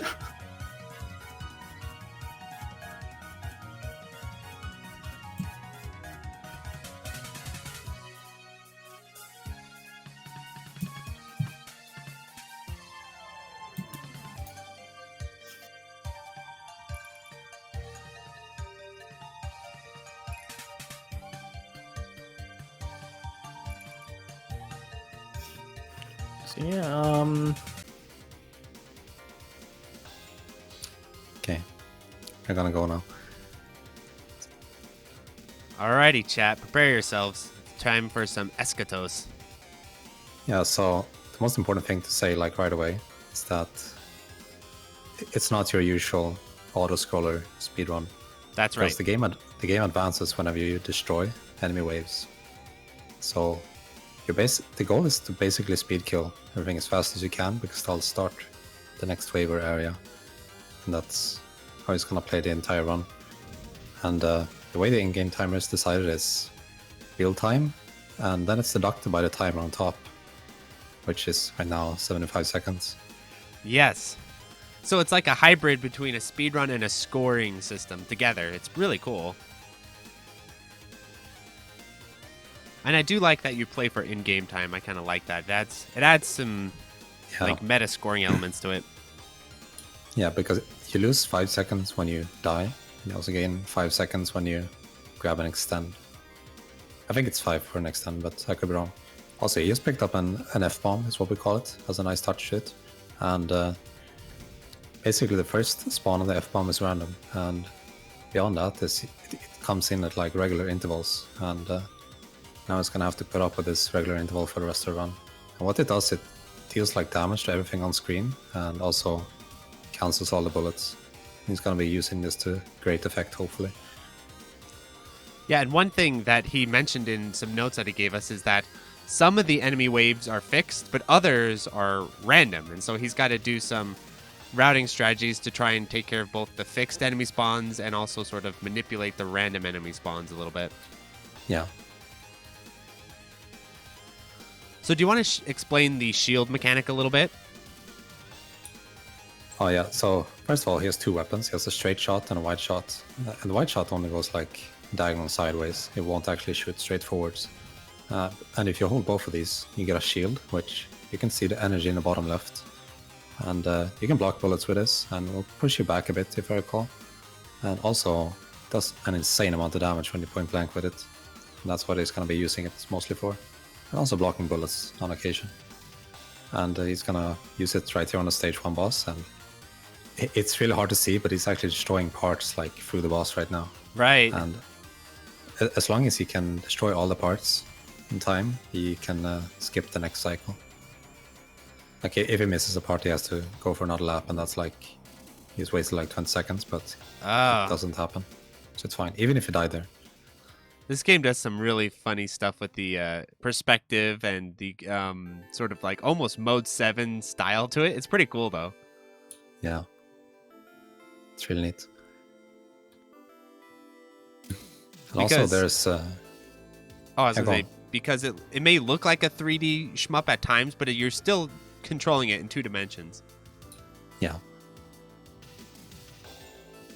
So one reason why accidental deaths aren't so bad in this game is, like I said, it's 5 seconds, but sometimes they can be really awful. Like if you miss a boss cycle or something and have to wait 30 seconds. But also, there's rank in this game. It's kind of aggressive, but yes. dying will lower your rank. And also, you actually have infinite lives in time attack, but of course the goal is to die as low as possible, just using planned suicides to allow for more aggressive strategies. Yes, and I was reading through his notes on the run, and there's going to be some places where he does intentionally die to save time. So we'll see that from time to time. It's kind of like Garega for the casual viewers, where they watch and they'll ask, "Oh, was that intentional? Was that not intentional?" We'll never know. Yeah.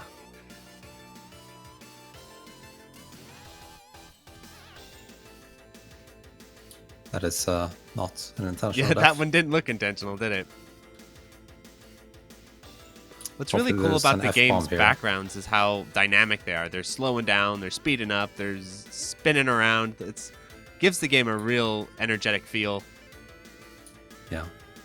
He was waiting for the last wave to spawn there before he grabbed the F-bomb. He's going to do some aggressive point blanking on these discs. I don't think you have to destroy all of them, but just 3 or 4. I don't remember. It's pretty scary though to do this.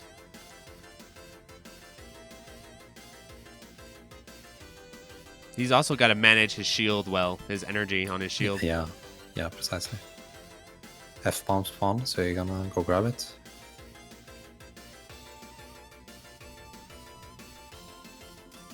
But because he died, right now the rank is pretty tame. Thankfully.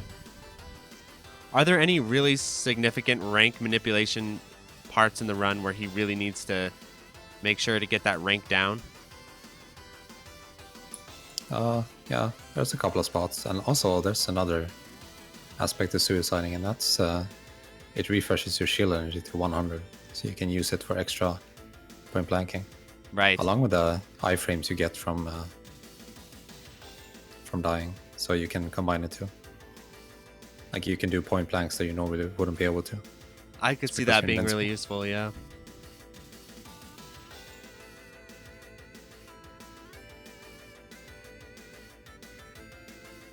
Is there any rhyme or reason behind the area numbering schemes, or are they just kind of random? I'm not sure. Some of the patterns in this game remind me a lot of Judgment Silver Sword, right? Yeah. It's extremely similar.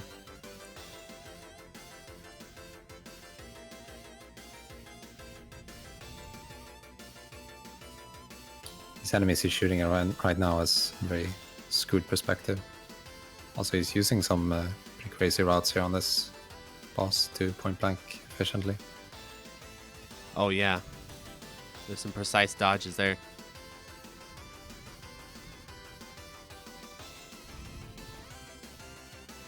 These enemies are really hard to hit. The perspective on them is weird. Yeah. I think he's gonna get intentionally hit here from the last bullet. Oh, to set up one of those. Is he setting up a point blank? That might have been too early actually, but it's for rank control. Okay, so there's these purple and yellow sticks. They have hitboxes, but only at the glowing part, and the yellow one has it's a full hitbox basically. Oh, okay. And some of these enemies are static, but the next part with the sticks has random enemies. They will have random height and they will teleport to the opposite side of the screen a lot. And this is all the sticks are random too, so it's a very RNG heavy section. Oh, jeez. Went pretty well though. I just need to live. Yeah, so far so good.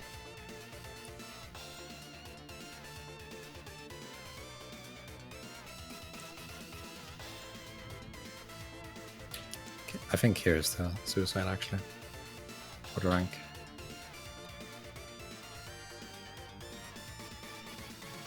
No. I guess he's died accidentally enough that he doesn't need to do it. Are there any easy indicators of your rank as you're playing, or do you just kind of have to know? No. You just have to know.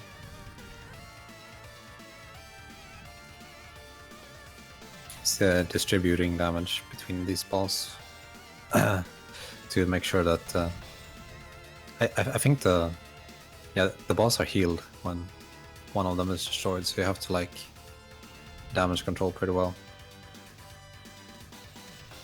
Ooh, death there.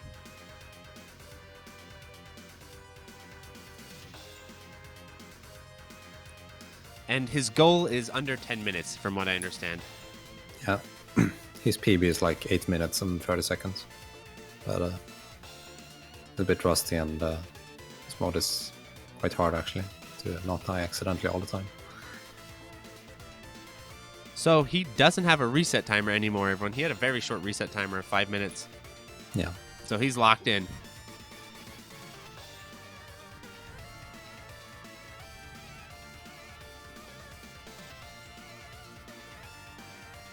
Can despawn the lasers here with the F-bomb, but the F-bomb escaped. That's that might have been intentional. Maybe not lasers are yet, but very soon. Great dodging. Ouch. Ah.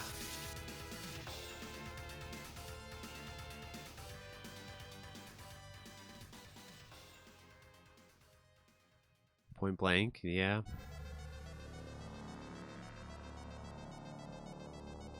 This is a pretty speedy ship, right? The movement speed? You can actually adjust it, and it's in the bottom left. Yeah. There's three arrows. Does he You ever can- turn it down, or does he go full speed the entire time? There might be one pattern on the final boss where it turns it down to 2 or 1.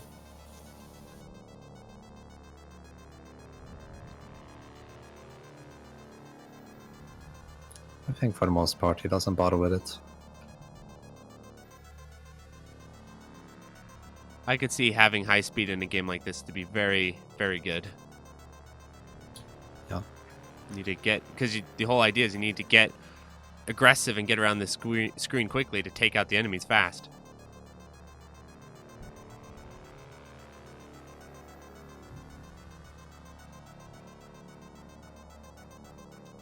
So those items that drop, they save you some time.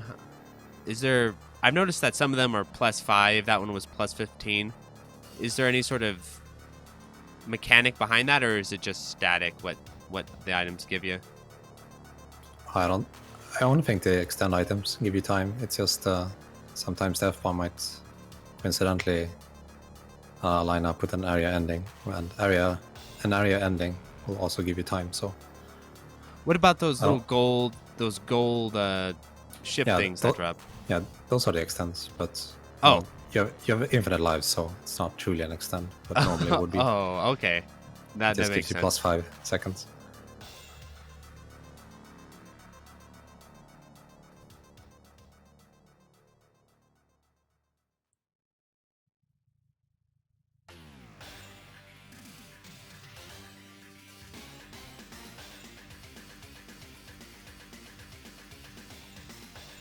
Oh, now we're getting into the spicy section.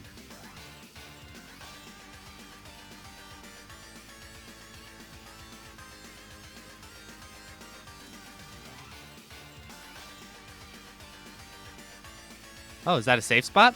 It looked like it for a second there. Yeah, it fires around you.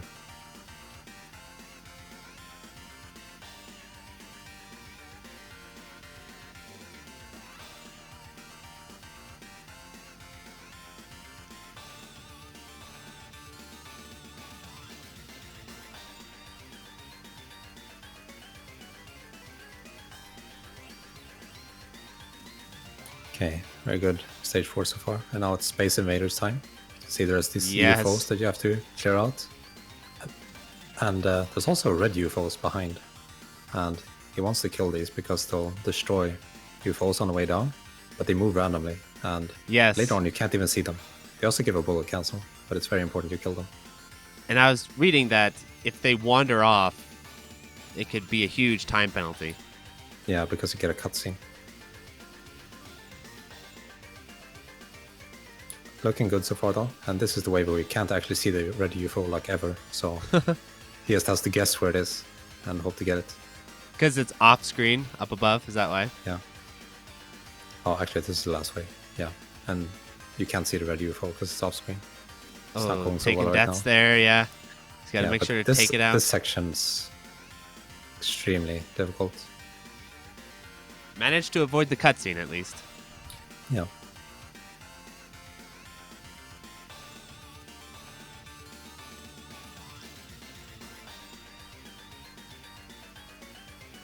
Do many people in Japan play Eschatos Time Attack? Because I saw that. No. Yeah, so this is probably like a pretty unique viewing experience for Shmupmania, the Japanese audience. Yeah. I believe there are some players on a 360, but I mean on a PC version, there's the second place has literally doubled his time. So at least here it's not too popular.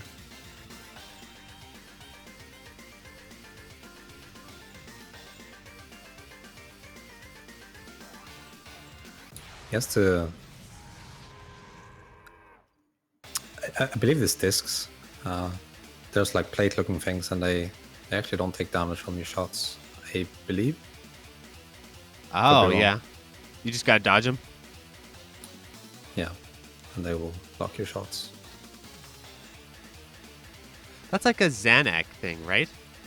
Or Xevious? Was it Xevious? Is that the one that has those falling plates? I think it's Xevious. Chat, deny or confirm that, but I think it's Xevious has indestructible falling plates in it.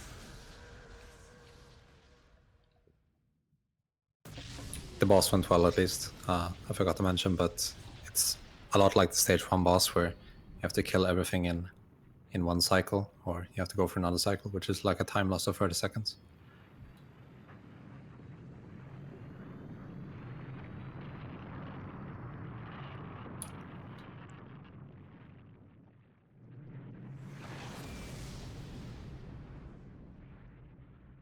Oh. Little cutscene there. Doesn't look like the timer is going, though. Yeah, it's just part of the game. It's like a stage intro. Yeah.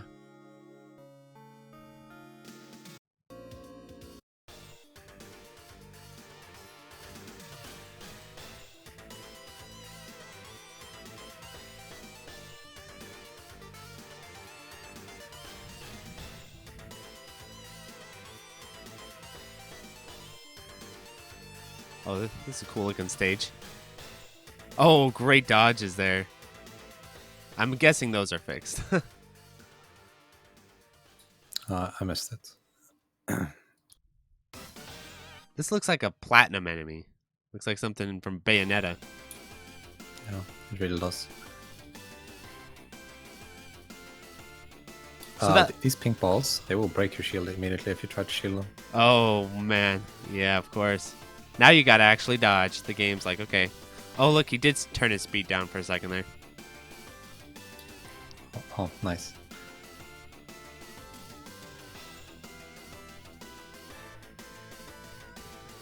Great speed kills there. Yeah, these enemies are random. These ones dashing back and forth.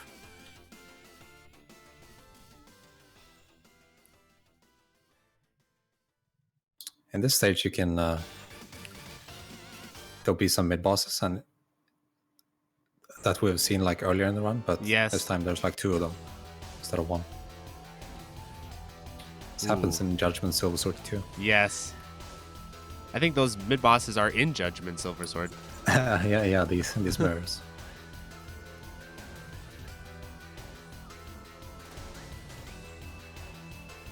He's doing a great job on the stage so far. At least it seems like to me. He's cruising through, getting all the speed kills.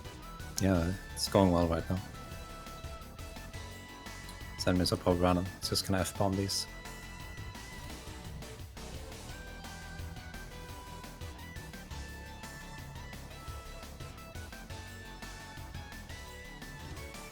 Those big lasers, they eat through your shield pretty quickly, don't they?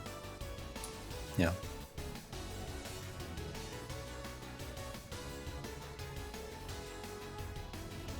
I always wonder if this game was inspired not only by like 3D shmup or 3D rail shooters, but also like racing games to some degree. Because it almost feels like when you're watching it, you're watching like a bit of a racing game. Especially with the time elements. Yeah, maybe. I'm not sure. Like here, how you're like going around curves and stuff.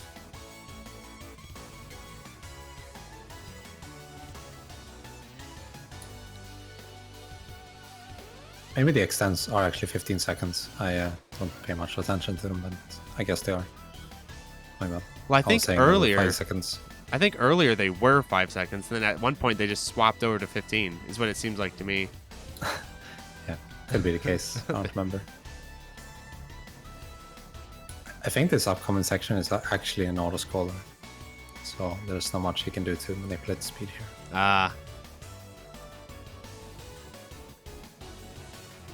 Could be wrong, but I'm pretty sure this is mostly an auto-scroller. So basically, all he needs to worry about here is just not dying. Yeah. And he died. Yep. And the lasers will help you out here, so by killing the enemies for you.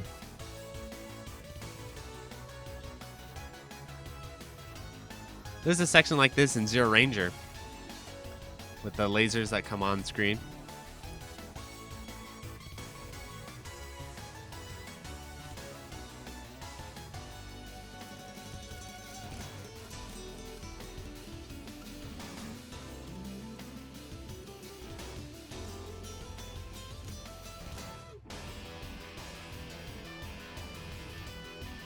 How y'all liking that soundtrack, chat? It's bringing. I think we hit the arranged tracks now, so it's bringing out like the live guitars and stuff. Sounds pretty awesome.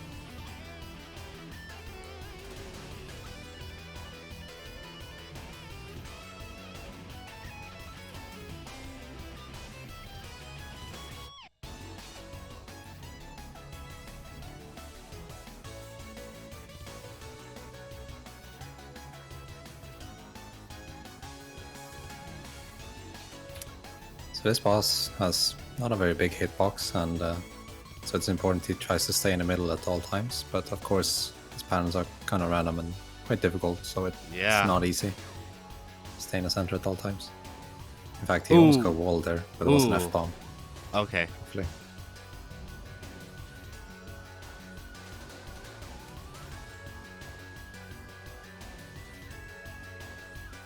Oh, fortunate death there. Yeah, he only has 2 suicides on this boss, and it's not... I think 2 or 3, but they're not yet. He's gonna use those for iframes and shield invincibility. And even though you lose 5 seconds for dying, you'll gain it back on the damage. Yeah. That was a really tight gap, sadly. Here he comes. You can't really, you can't really shield these either.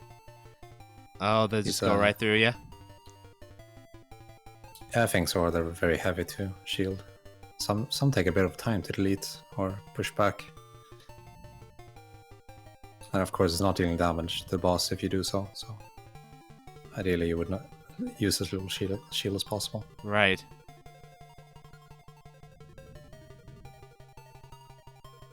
It's gonna suicide here again. Yeah, that looks intentional. Kind of keep shielding.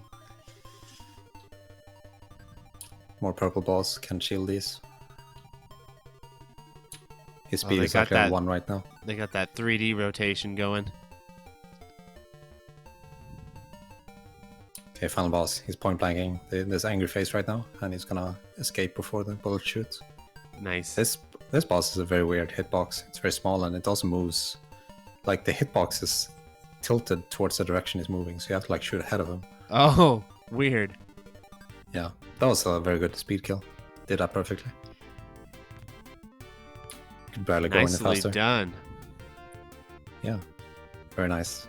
It's probably, I don't know, 10:45 on a timer. It probably doesn't meet his goal. Oh, where do you think? It's still where do you think he went wrong mostly? Oh, he's died too much. Oh yeah. I don't think he there were some choppy sections.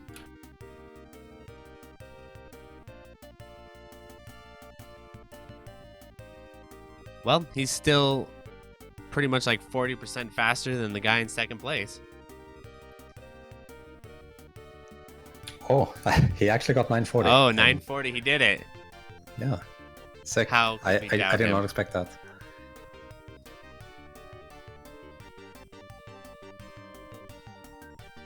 Excellent. He always comes through on the live demonstrations. He's very good at them.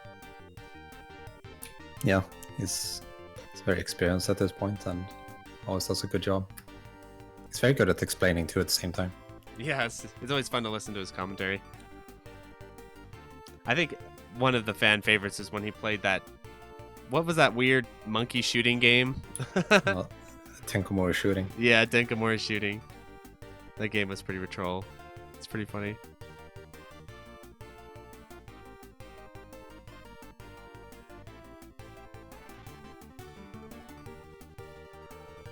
Well, excellent. Thanks for joining, and I know you're up next playing your run for Crimson Clover World Ignition. Yeah, and I need to restart my computer because that's how the game is. Yes, yes. The game forces you to restart your computer. You have no choice. Yeah. World Explosion on the Switch, so that'd be kind of interesting to see the differences there. He was saying, Satis was saying earlier that the Switch version is missing some slowdown in unlimited mode, so it'll be interesting to see if that makes a big difference or not. Yeah, I'm curious to see that as well. I suspect if he's playing on it, it's something that he's used to at this point. But certainly the Switch port I've actually found very, very good so far. I was just talking behind the scenes with you earlier. It's like the players are starting right now. Okay. People are Here they saying go. good luck in the Japanese chat. Let's go.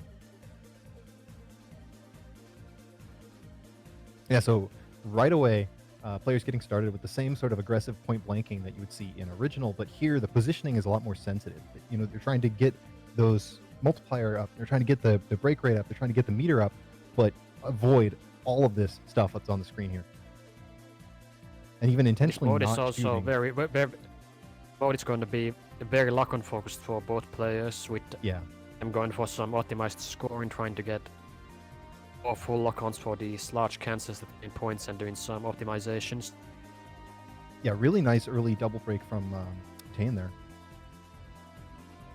And again, just note, kind of minimizing use of shot here, trying to get these really, really big lock-ons to clear the screen.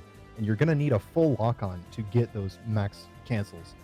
So both players are going to try to go for that pretty much everywhere they possibly can. Yeah, these Aegis enemies, these ones that start close and then open up, they have iframes before they are opened up, so you see the players shooting them a lot while they are invulnerable to get some extra points from shooting them at point blank range. Yeah, and So already far, this is just stage 1. You're seeing massive waves of bullets already. Yeah. Yeah, it just keeps going up from here. And I did ask. This bridge on stage 1 is a very tight section. Let's see if Tane can make it through this. He got the setup to start the double break, but at the end of this double break there's also a fairly big recharge that he might be going for. Nice.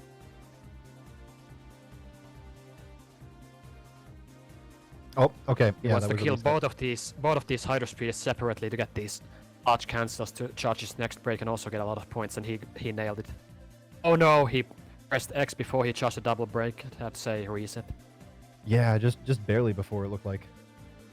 Let's get into the bridge as well. Let's see if he can get past this bridge here. The meter management setup. can be really deceptive in moments like that, where you're building it up so fast, and you want to activate the double break again right when it comes up. Yeah, there's a... Even if your meter looks maxed, you need to gain like 1 millimeter more meter after you enter break to actually be able to double break. It can't be done. Yeah, and Satis got in it. between. Yeah, he got it as well. Nice. Coming up These on turrets that Satis is killing right now are also infinitely respawning, so he's gonna be a lot of these with the shot at this point. Yeah, very, very, very nice. Coming up on the stage 1 boss here, something we're going to see from probably both players is trying to take out the different boss parts separately. And Satis has mentioned explicitly that he's going to try to take out all of the boss parts with a full lock-on to maximize scoring potential here. As they do that, as they take off the boss parts, the attacks from the main body will get more and more difficult. The attack pattern also progresses to the next attack in the cycle when you kill a part on top of that, so if it's on attack 1, it will immediately switch to attack 2 when you kill a part. If you kill a part at the start of an attack, you can instantly progress to the next one and skip a difficult attack, which is also a part of the route here. He really wants to hit this either at a 12.8 or with a full lock. Nice! There you go. You see how he skipped that difficult attack with the widespread by instantly killing a part at the start of it, so the boss moved to the next phase instead, which is easier to handle. Also scores better. And now Tane coming up on the boss fight as well.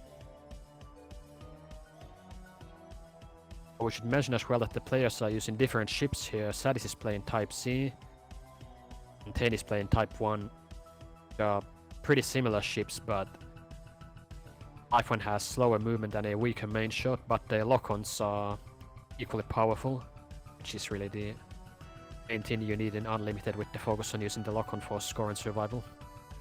Yeah, man, this super aggressive point blanking from Satis here, getting up and above a lot of the enemies even in the intro of stage 2 here. That's really cool to see. Yeah, So- proximity to the enemies has a big effect on how the lock-on locks onto the enemies with these radar waves that it releases around your ship when you're holding the lock-on button. So being in the right position so it connects on the enemies you want to connect it on is very important.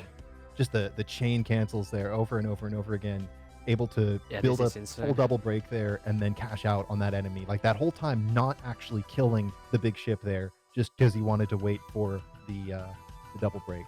That's awesome. He also did some extra lock-on tests for some score optimization. He could have charged to break in a couple less, but by doing just a few extras he gets the extra points.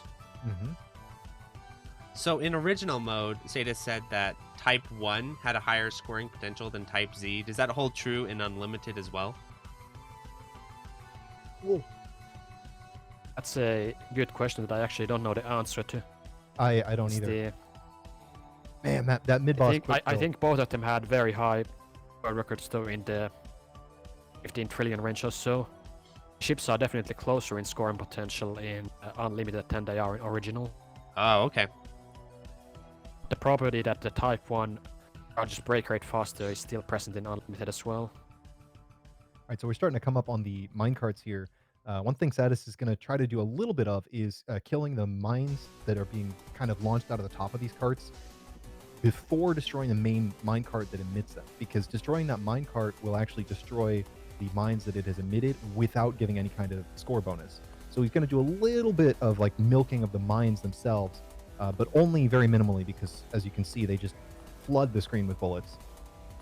That's and we're right. getting And the confirmation minecarts also from the have chat. iframes before they open and start releasing mines, so you see a bit of mine blanking during the iframe segment as well before the mines appear. Oh, he almost Okay. got caught there due to fail one of those lock-ons, but he managed to survive barely. That was spooky. Really close.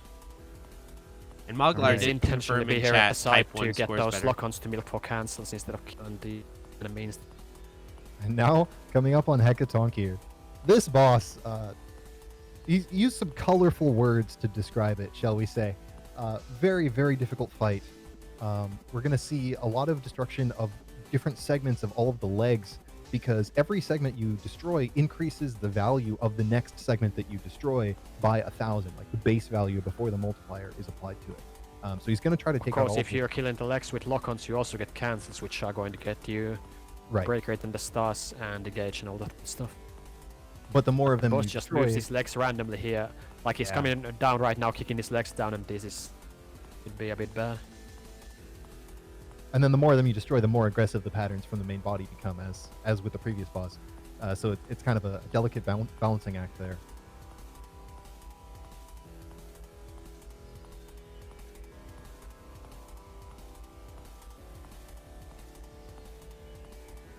And of course, wanting to continuously maintain break and double break just to get those multipliers up, get those cash-ins going, and also trying to manage meter for the later phases, because there's some specific attacks that you're going to want to be using the iframes from break activation to get through here. That's right, and there's also going to be man. an intentional bomb during this fight. Ooh, that was nice. That was really clean. Now he has to God. dodge this green stuff in double break, which is... I think in an ideal world he wouldn't want to be in double break at that point, but he managed to get through it. It's a bit off route here with the first phase not cooperating with the cancels. Yeah. This is... Normally he would want to be in double break and in that second phase. Oh no, he wouldn't, but... No, the first phase transitioned to second phase, that part went wrong, but right now he's on pace. Can still do this double break in the final form. Man, with all the lasers and such here in the final phase, it's really spooky. Oh, okay. Took a hit there. Is he gonna reset or just play it through? Looks like playing it through so far. Okay. That's a bummer, but he was originally planning to use a safety bomb there if he failed to get a full lock on, so that seems like it was... Yeah, okay. Brutal. Maybe Tainted unlimited mode is so difficult that dying right there, while it's probably not the best thing, it's not. Maybe it's like still not run invalidating just because of how difficult those early stages are. I mean, it's a huge problem for score. You know, the strategy It depends on where you die exactly, you know, since this dying cuts your break rate by 1/3. If you die in the middle of the stage, when your break rate is like 10k, you're going to lose a huge amount of points. But dying on the very last attack of the boss, you only lose future score from like 10 seconds more of the stage. The score impact of dying at the end of that stage 2 boss fight, though not ideal, isn't unending or anything. It's one of the better places you can take a death for money missing score loss. Yeah, that's what he was saying in original mode, is that dying at the end of the patterns, the end of the milk, end of the stage is a lot less punishing. That kind of makes sense. Kind of like in Dodonpachi, dropping your chain at the very end is way better than dropping it in the middle. Yeah, and similarly, if you die at the very start of a stage when your break rate is below 1000, that's also going to be a way lower score constitutionally than doing it in the middle sections. Stage 3. I cannot imagine what the end of this stage is going to look like. You know, that section after the mid-boss? Oh yeah. That's going to be a nightmare. Well, the mid boss too. His big Yeah. flowers have iframes as well before they bloom. So he's doing some point blank in the milking before that. Was also done in original, I believe. He's going to go for a recharge and milk on these spiders here as they are crawling up the screen. Also, just maintaining the 12.8 so far through almost the entire first part of the stage here, like all the way through the ants and spiders and all the way through the mid boss. Looks like Yeah, it's possible if you really nail it that you can carry the 12.8 past the mid boss into the section after without ever losing it in unlimited, which it looks like he got. Yeah, that's with awesome. quite a margin That's to very spare. impressive. That was something that that he mentioned in his notes. He wasn't sure he'd be able to do. Had some concerns about potentially dropping it, especially because apparently there's some RNG involved in unlimited mode with how much timer you get from the multiplier. It's nice. Yeah, to see it's that pretty much there, magic yeah. for how much it decides to give you on some cancels with the random enemy movements. But he got very good time against that, was able to carry over. This is a really good stage 3. And so far, Tane really looking very similar as well. The routes very, very consistently similar here for both players. Is he going to be able to carry it through? They're even pretty close in score right now. Oh, okay. So Tane was not able to carry it through there, but he did get a full lock on the mid boss, which is nice. But was not able to carry it through afterwards. Okay. I'm a little disappointed he's not playing the gunmetal color of the ship, but I'll forgive him. In the World Explosion version, you can play an alternate color that's like gold gunmetal. I really like it. Okay, Satis is getting to the difficult section at the end of stage 3. Oh boy. Which he's going to attempt without doing a safety bomb if he can get away with it. This was the part, yeah. Oh, it's the part after this. Here are the worms. After the worms, that's the part where the safety bomb is. In these worms, he wants to kill all the parts and the tail of the worm before he kills the head. Once the head is killed, all the parts die, but without giving you the bonus score. The tail actually has the highest score value of the parts here, so it needs to be killed first for the best results. Whoa, this movement! Holy crap! Now Okay, he's that in was the very difficult section. Let's see if he can make it through. If he resorts to the backup bomb. Oh, okay, he took a hit there. Uh-oh.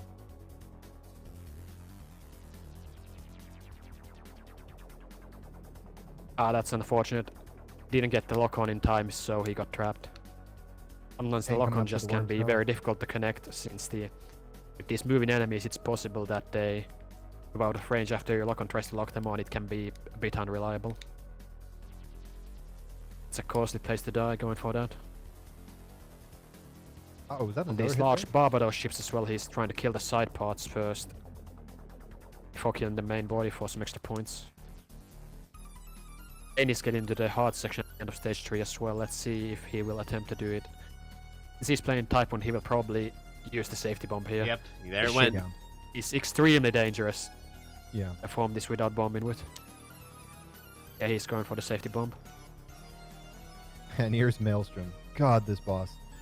It's so funny how much of a wall this boss is in original, and then you see it in unlimited, and it makes original look like a complete joke. I know. There's some interesting interactions with the parts here in the second phase of Maelstrom, which Satis is on right now. Where depending on what timing and what position you kill the parts in, it'll affect the boss's movement. So there's a reverse recoil where the boss will move in the direction at which you kill the direction that the parts you kill are pointing when you destroy them affect his movement and point him in that direction. So if you kill parts that are on his bottom while he's low on the screen, he's going to ram the bottom of the screen and kill you. I just want that not to happen. That's some real Interesting. super player Okay. stuff right there. Like random, complicated details like that are also like really important. That's a pretty fun detail. So is that actually like humanly manipulable with how fast it rotates and such? Can you still like control which part you're destroying with the lock-ons? Or is that just you have to kind of react to it regardless, and it's just a curiosity that's what drives the movement? I think you can manipulate it.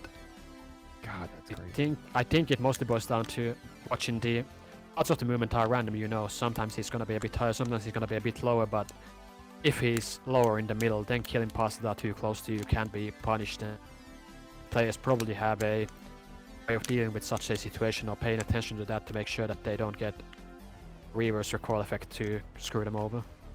Interesting there. Nice break usage from Tane to move through the star laser pattern.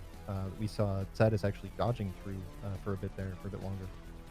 I mean, yeah, type Satis 1 slower having, movement has a really harder time on this Maelstrom boss, so Oh yeah. he probably wants to take it a bit safer here. Yeah, safety bomb from Tane there. Satis did the same thing. Yeah, seems like a very reliable setup. Well, if you can call it reliable here. Oh!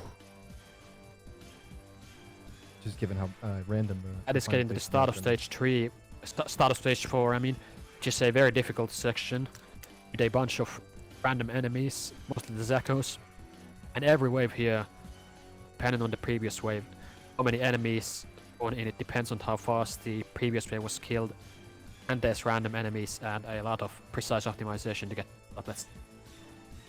Yeah, and since you're relying on those cancels, you know, the random enemy position is even more difficult because you really need those cancels to come out on time or you get trapped and die. If the lock-on just doesn't cooperate, you are completely screwed both for score and for survival. That was really clean though. Oh yeah. Wow, these... And he's got some difficult damage control on these large black planes, shooting them just a bit to weaken them so the lock-on will kill them later. Something this really is satisfying clean. about those cancels on those planes. Yeah, he nailed it. Tane hitting the same section here now.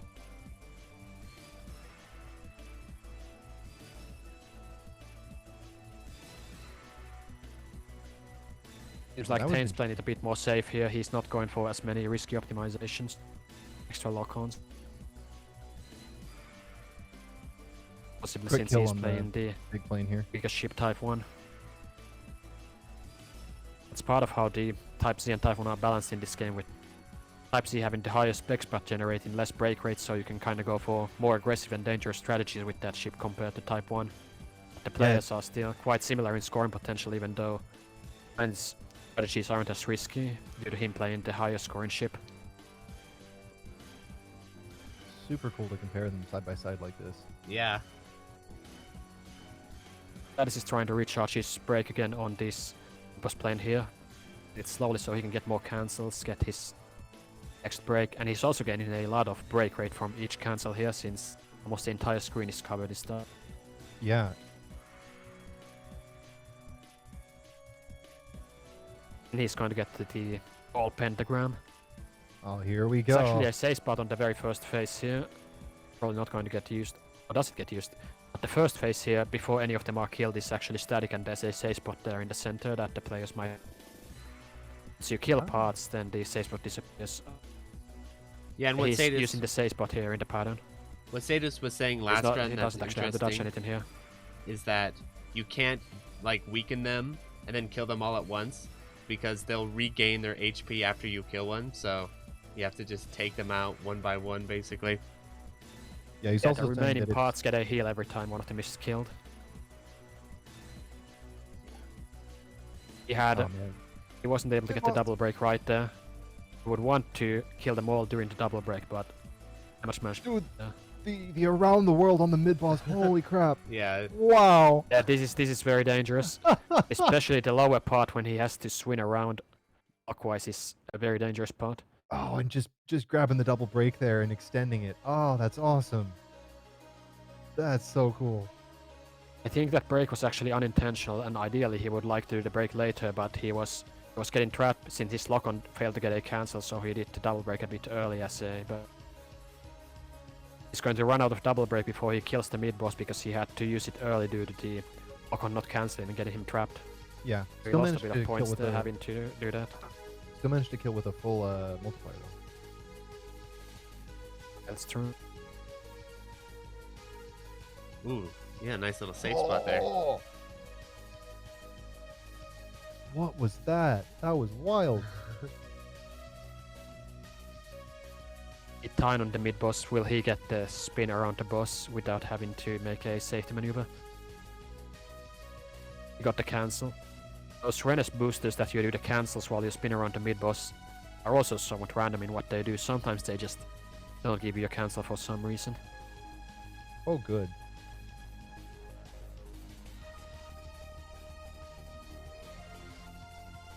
No, it looked like Tane did not carry it through to the end.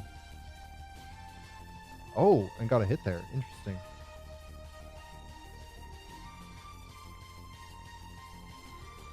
Oh, Satis caught Satis up coming in up to the- scoring. They're not far apart now.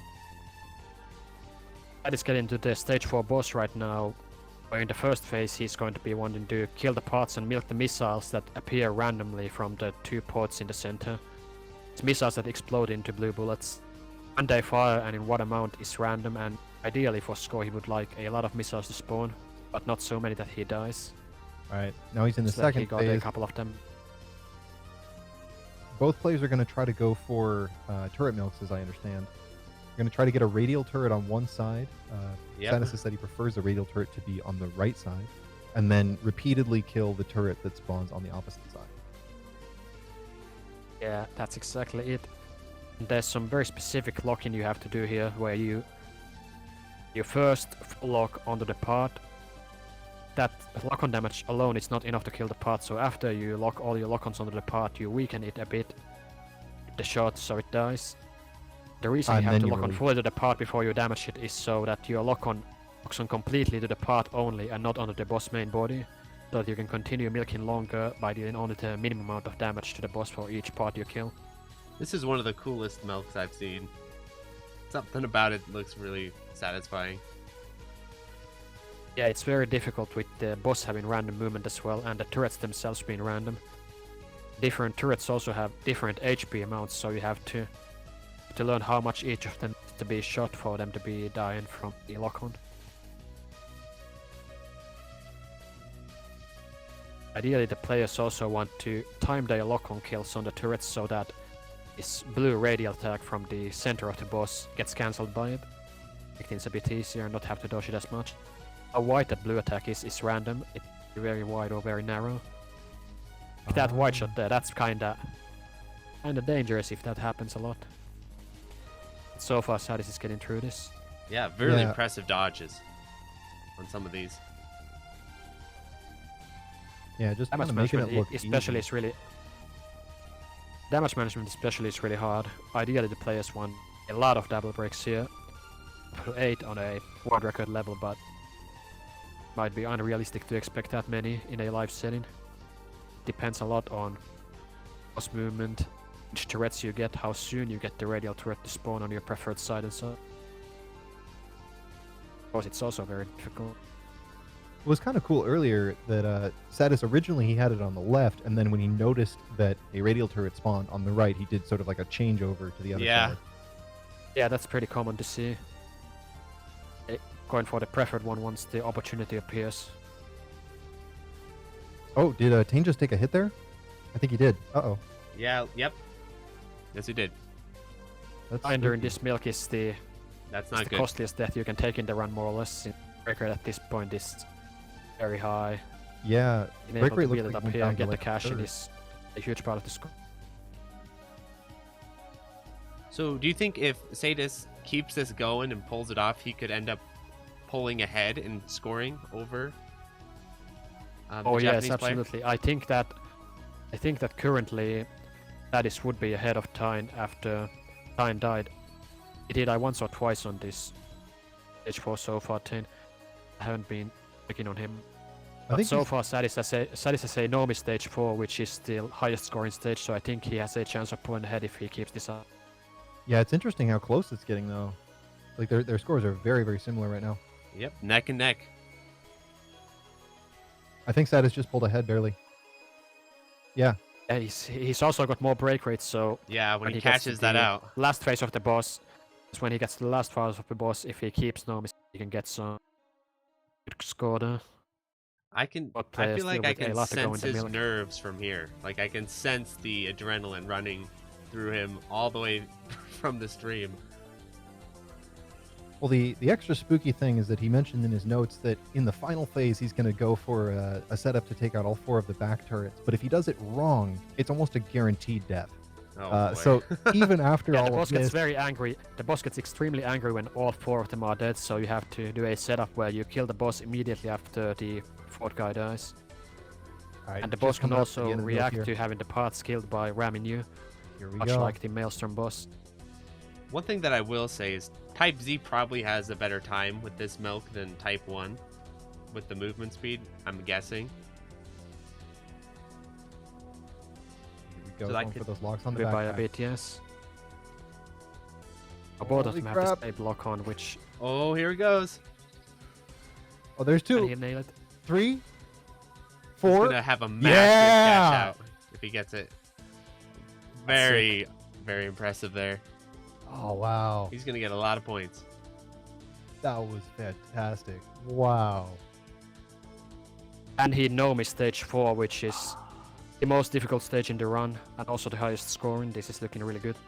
Even though he took that Wow. unfortunate death in stage 3 earlier, I think he's in pretty solid pace after that. Yeah, absolutely. Very interesting to compare the stock for both players actually, because you know, a little bit earlier when Satis took that death, Tane was ahead, but then Tane has made a few more executional mistakes since then that have really kind of turned the tables in the opposite direction. Yeah. Stage 4 has really been rough for Tane. That is getting to the start of stage 5 where he first point make the top of the screen to get some break gauge. His time going for the parts. Doesn't seem like he's going for all the part kills with Type 1, but he's killing a couple. Or is he going for all of them? He's going for... I think he killed 2 or 3 of the parts staying there on the final phase. Went for almost all of them, I think. Seems like his score getting out of stage 4 is going to be very close to that of Satis. And it's crazy how clean Satis' stage 5 is so far. This stage is just so insanely chaotic if you let it get there, but he's just Yes. taking everything out so fast and so efficiently. Unlimited start mode is is- so fun to watch. Especially after this first section, past the gate, things are going to get really hard on stage turret. 5. We'll have to see if the players can make it through the section there. You know the turrets are serious when they turn red. In original mode, they're blue. Oh man. Alright, I think we're starting to approach the first gate. He's just got a couple of those big plane enemies and then he's going to get to the gate. Yeah, milking the planes for a little bit of points there, the missiles from them, looks like. You can get a lot of points here. Then the missiles, you see how the break rate is just going so Yes. high up just from shooting them here while having a 12.8 multiplier. A huge score gain to get a good milk. Isn't it interesting, this little break here that like forces you to cool it? There's a message that can appear there, and it's quite entertaining. So a little bit bummed. Yes, that we didn't get to yes, see you it. can randomly get a random message. There's like 12 different ones you can get, but Satis didn't get it unfortunately. Oh, he's going to Yeah. be shooting the infinite respawn tanks that come around sides. You can't even see them dying, but again, the side here is killing off-screen tanks that are instantly respawning, and it gets a lot of points. And he's going to get to the triple Barbados section in the middle section, which is a really scary part of stage 5. He's going to want to do a Movement. break recharge here and several cancels where he kills the parts, extra points and break rate. But if he doesn't get the lock on cancels, this is going to be very dangerous.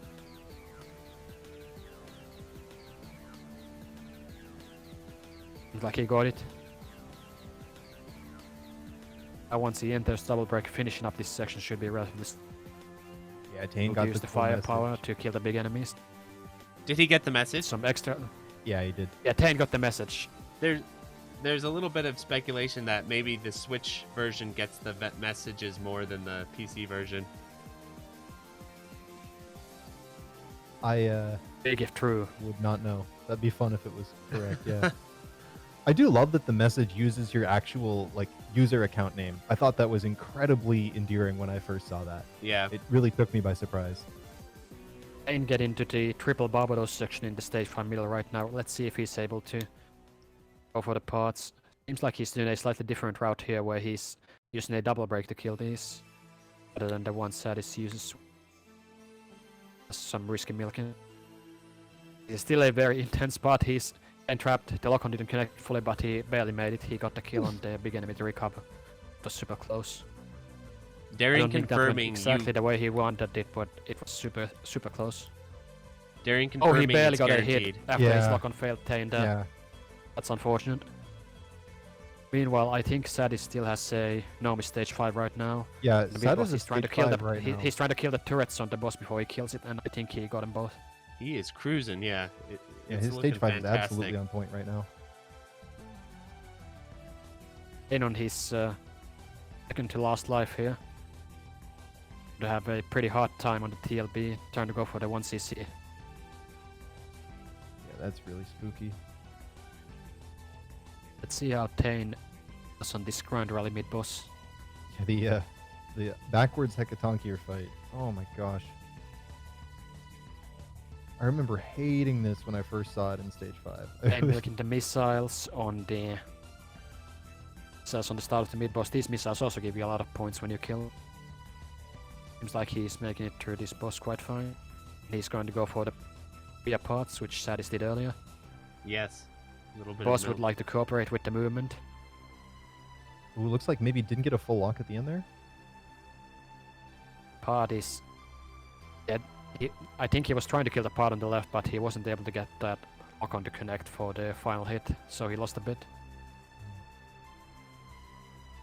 That is Still getting to grinding. the end of stage 5 towards this mini maelstrom section, which really resembled the stage 3 boss, large enemies.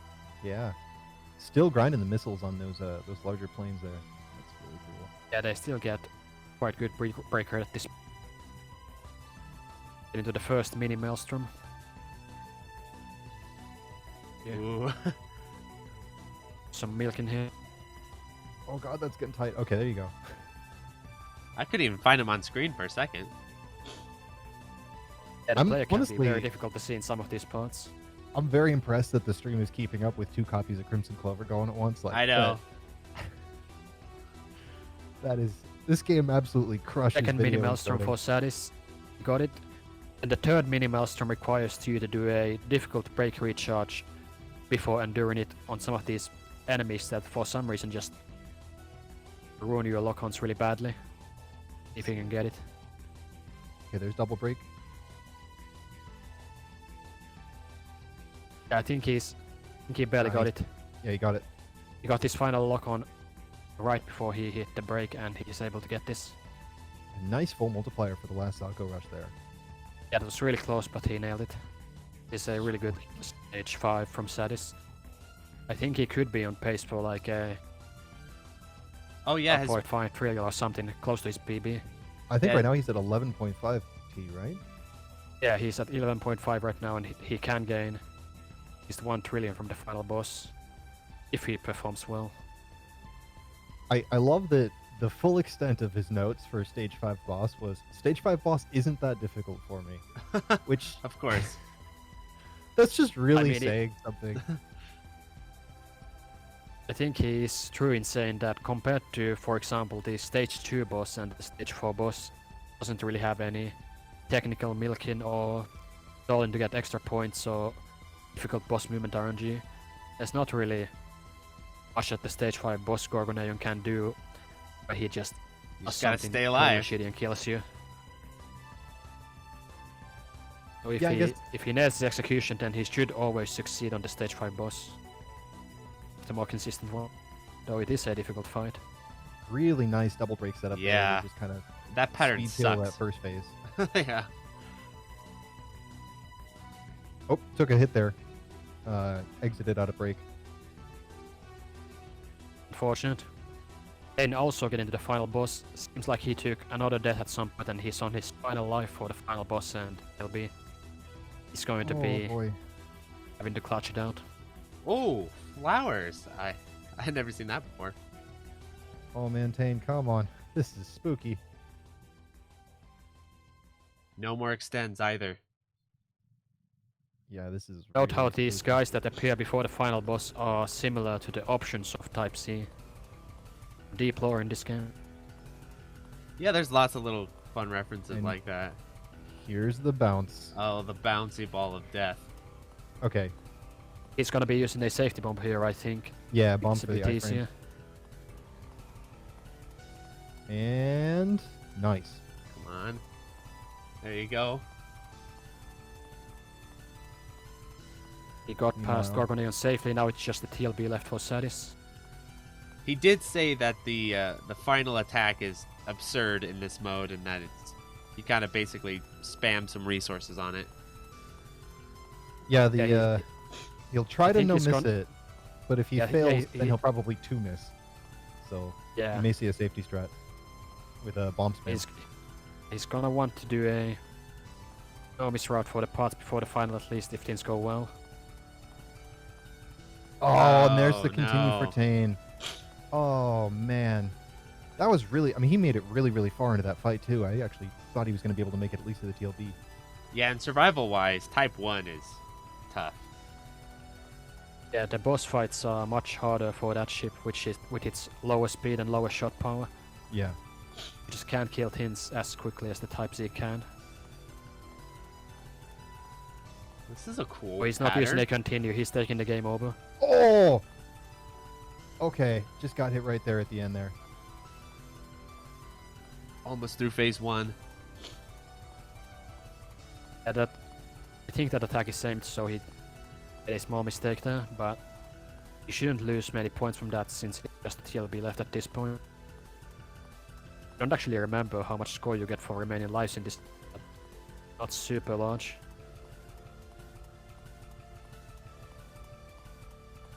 All right, Oh there's the boy. first phase Oh now. boy. Oh, phew. Here we go. 0.8 in the first form in double break for the extra points. And getting some damage at the start of the second phase with the double break still ongoing. Oh, nice dodge there. Okay. You notice he used the safe spot for the opener of the second phase as well. Yeah. The attack is actually completely aimed, and if you can set up the safe spot, you can just stay still there. Good bomb there, my gosh. This attack is so rude. Yeah. It's not enough to have them homing. You have to have these random blue orbs just all over the place. Oh, man. Final. Oh, here it goes. Here it goes.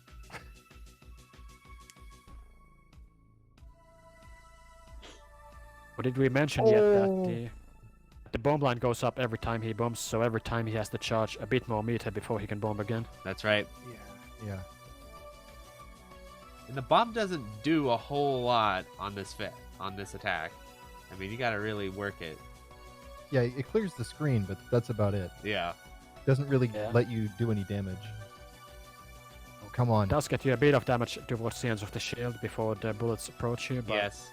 it's not. Nice. There we go.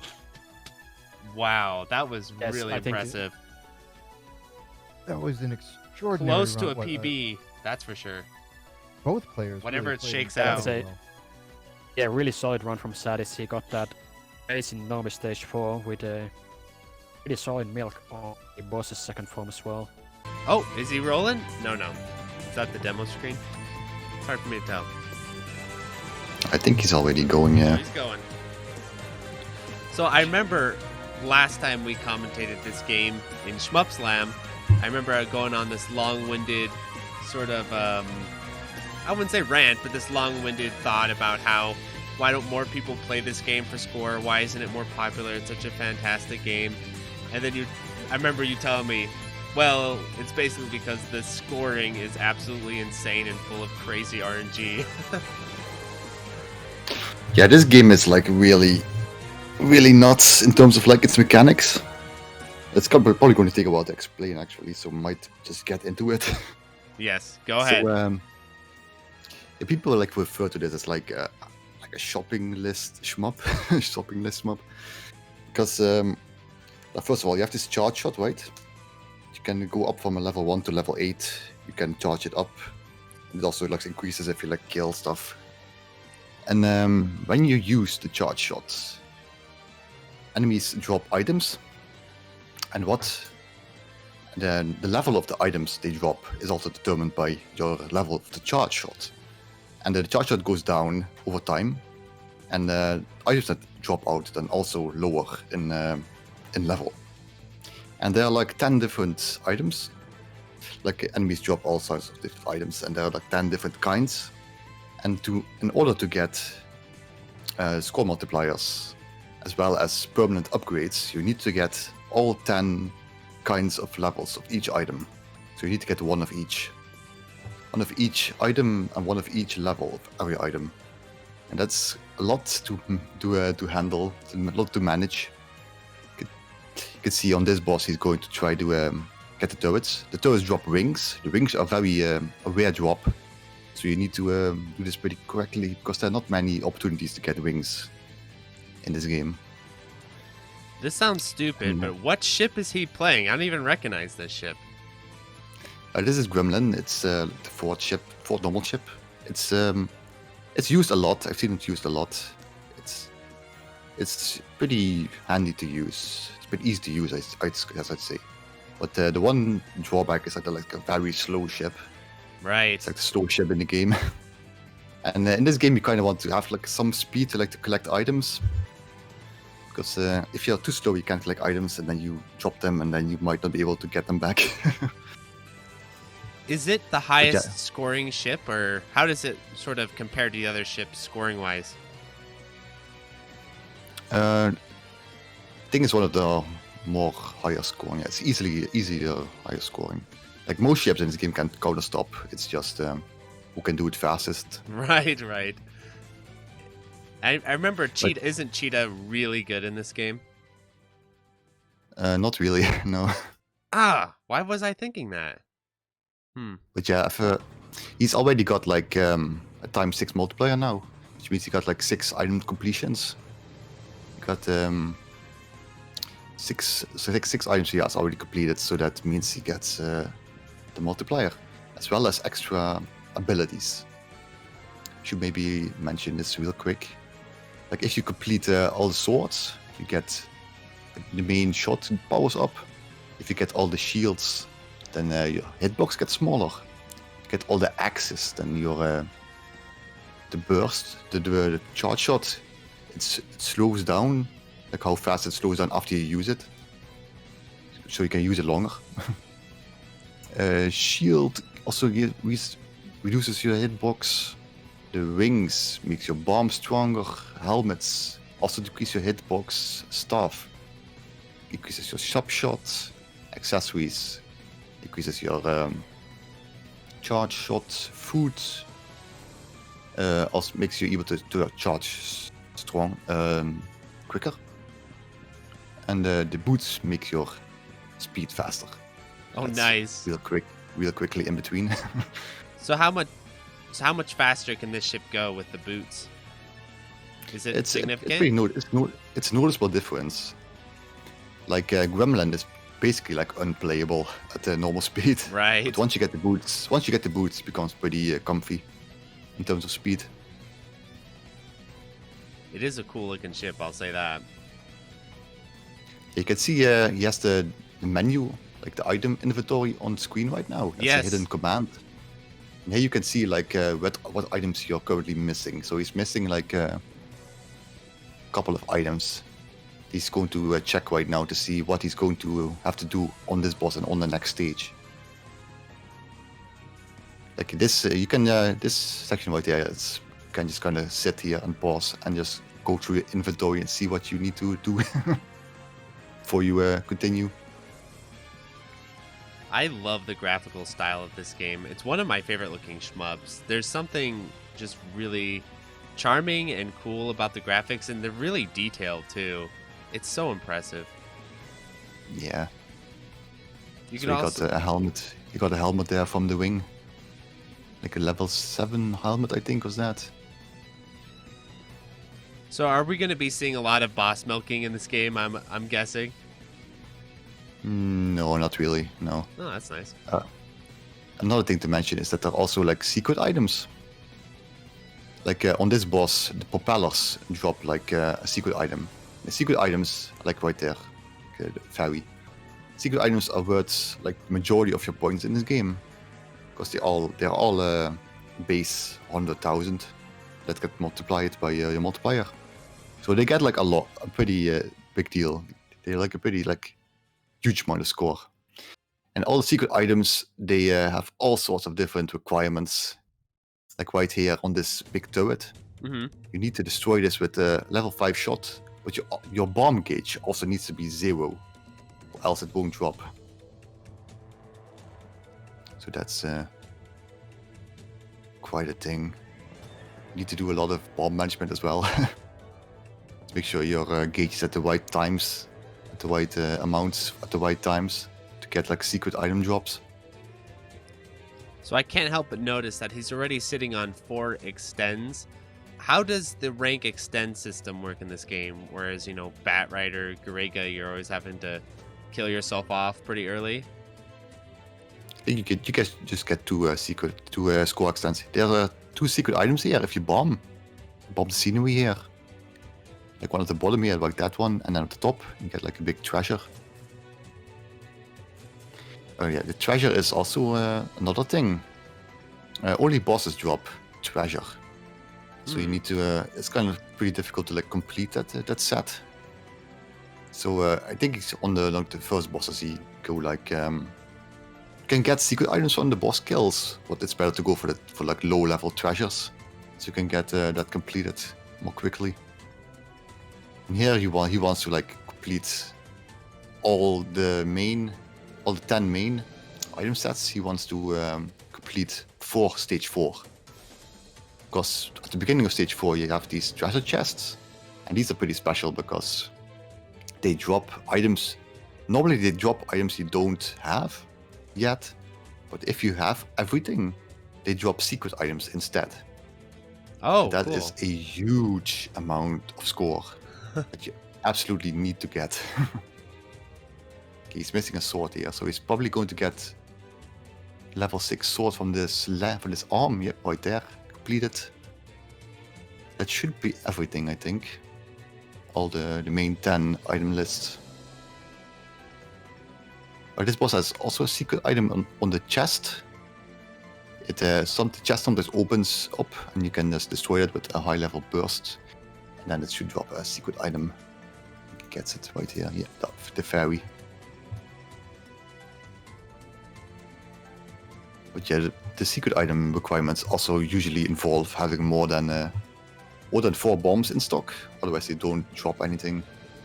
Wow, there's Yeah. a lot of like really specific things in this game that you need to know. Yeah, it's really hard to keep up with commentary for this game. Because that's Oh, a reset. whole lot going on. Okay, he's right. Okay, it gives us some more time to explain. Okay, another thing to mention right now. There's the first secret item here coming up that you also need 0 bomb gauge for, so he avoids these bomb chips. Yeah, bomb chips, they work like in Garega. Right. You get there are big bomb chips, small bomb chips, all that good stuff. And so another mechanic in this game is actually the elemental shots. Like you can see here, it's like red and Yes. blue sometimes. Yes. That changes with the charge shot. If you like charge the shot, it changes the color. That actually does things in the game. Like if you're shooting an enemy that is like fire elemental and you're on water, then you do twice the amount of damage. Whoa. And if It's you do, kind of like a little. It either is like Grega or not Grega. It's like Ikaruga meets Pokemon or something like that. Yeah, this game actually did the Ikaruga thing like before Ikaruga did it. That's cool. If you're attacking like the same element at the same time, you do half the damage. And if you get hit by an elemental bullet while you are the same element, you don't actually die. You just lose a power level. Really? Yeah. Wow. That's crazy. Is this a mechanic that carries over to all the ships, or is it just this ship? It's all the ships. Interesting. Yeah, this boss has a secret item on the tail. Right there. Yeah, So and all the different this shot boss types is have like fire different... elemental, so he needs to be in water mode. Yeah, exactly.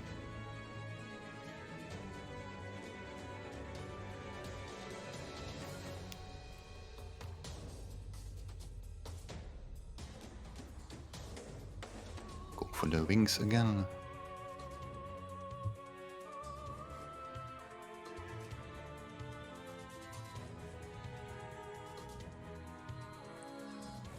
Oh, what was that all about? Did he take a hit and instantly restart, or what happened there?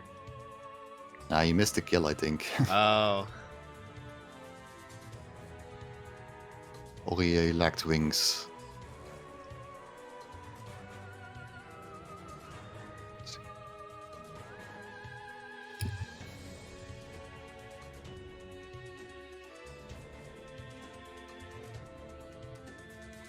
This game has a fantastic soundtrack. We're listening to it on the stream end over here. There's an orchestrated version. It sounds awesome.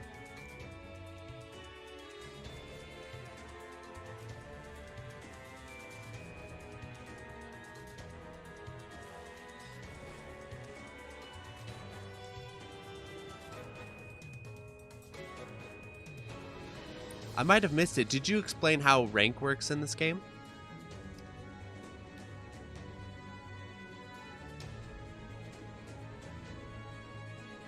Uh-oh.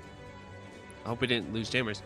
Plaz is asking why no game... sorry. I was muted. Oh, you muted yourself. Plaz is asking why there's no game audio, because the way it sounds in the mix, Plasmo, is it's 80% Japanese commentary over 20% game audio. So by the time you put our audio on top of the Japanese audio, you can't hear the game audio anyway, and then you just hear Japanese commentary in the background. So instead what I did was I put the game soundtrack in the background and we talk over the soundtrack. I think that's a fairly good compromise. Yeah, like we're saying, rank is actually like tied to item completion lists. Like as you complete a set, the rank increases. So that's something to keep in mind. And how brutal is the rank in this game compared to something like Garega? Like, is it a big deal, or do you just kind of let it rock, or do you have to do stuff to get it down? You don't really do anything to like control it. It's just there. Yeah, it's just something you got to deal with. Yeah, you only have 4 lives as well, so it's not like you can really do anything to it. Is he going for the wings? Now he wants to get like the treasure, I think. So he's going to use like a low-level charge shot to get like a low-level treasure item. Yeah, like right there. All right, Plasmo's requesting game audio, so stand by, everyone. I'll pull up the game audio. I got to pull up you guys' stream here. Just take a second. I'll let you continue to talk, Jaimers. Yeah, that's fine. So yeah, the first 3 stages are like all about building those completions, those item completions, because of the stage 4 chests, like I mentioned. So the first 2 stages are like very, very technical, very, very complicated, very, very min-maxy.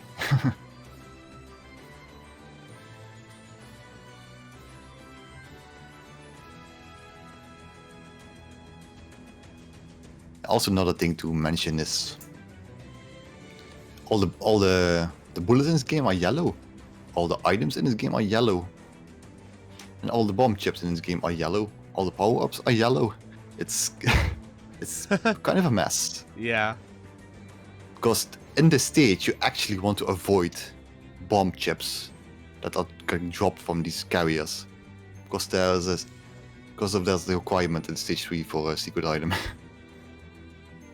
Right, these mid-bosses, if you destroy them with 4 bombs in stock, and they drop like a secret item, the big sword. And if you speed kill these mid-bosses, you get more enemies here in the transition. It's also something you want, so you can get more items. Yeah, sometimes it's hard to like keep up with your lists. Because there's like a lot going on, and like the charge shot is not always like super consistent in like how your items you get. Because it like lowers as the charge goes on, and it also like changes depending on like items you have completed.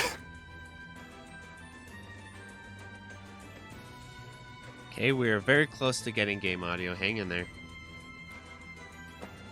I have to swap over the whole stream, basically. Otherwise, would have a weird delay in the audio.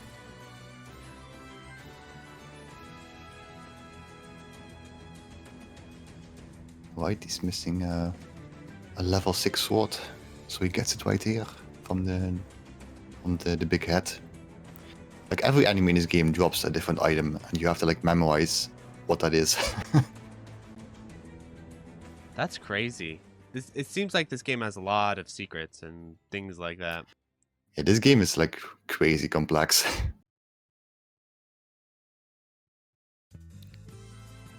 Like these wings also drop like helmets, I think. So that's a backup you can use. He's going for it right here, I think. Yep. Getting some helmets.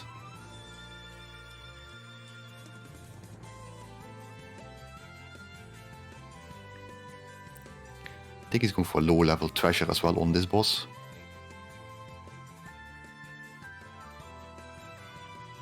Oh no, he got the secret item. I'm not sure if that was intended.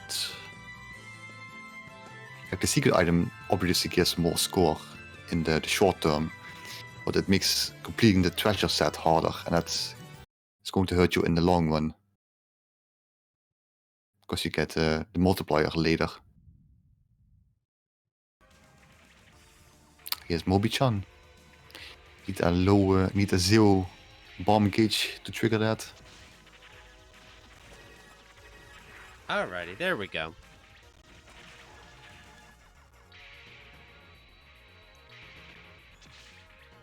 Game audio acquired.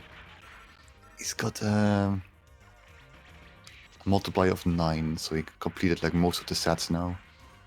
Just needs to get a couple more.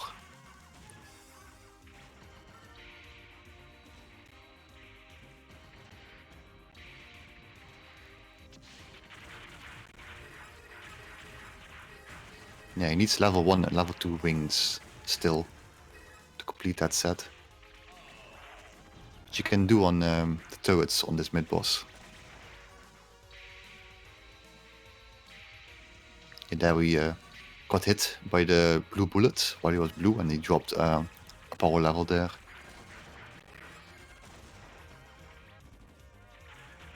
Getting back to where we were earlier here. Right, wings completed. How forgiving is the score routing for this game? Like, if you make a mistake, is it a reset, or is there some wiggle room? It depends on how common an item drop is. Oh, okay. Because some are rarer than others. Like I said with the wings, they only drop in like a couple of places. So if you miss those, then it's basically a reset. Now we're going to the stage 3 boss. This boss looks blue. Like it looks like it's blue, Yes. right? But Actually, it's shooting fireballs, yeah. Actually, it has no element. Oh, so you can just do whatever. Yeah. This boss, like it moves randomly, but the more parts you destroy, the lower it can go on screen. And it can go low, very low on the screen, so you need to be careful. Oh boy. Yeah, so is that why he's just kind of waiting out this first phase here? Now he wants a secret item on the chest right here. He has to wait for it to open up. Then he gets the fairy. Then he's going to just destroy it. I think he's going to get for a low level treasure here as well. Like do a low level charge shot to get a low level treasure, or maybe he's going for the secret item. Yeah, he went for the secret item there. Alright, stage 4. Now comes the big stuff. Yes. Here come the treasure chests. You were telling us about these.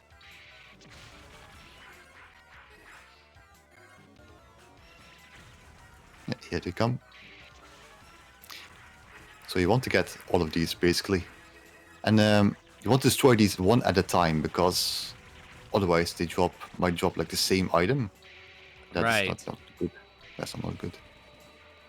The mimics drop also special items, but they drop like specific items if you have 4 bombs in stock. They're not the same thing as the treasure chest. They're a different enemy. Turtles with cannons on their back. What a cool enemy. Yeah, look at the score right now. Look at he entered this stage with like 14 million. You just could pay attention to what he exited with. Right. This is where that the secret magic item- happens. That secret item need an empty bomb cage for on the big tank. The turtles you need 4 bombs in stock to get the secret item. Oh boy. What happened there? Just missed a collect or something? He might have picked up a bomb chip. If you pick up a bomb chip there, then you miss the secret items that require an empty bomb gauge. That and that messes you up.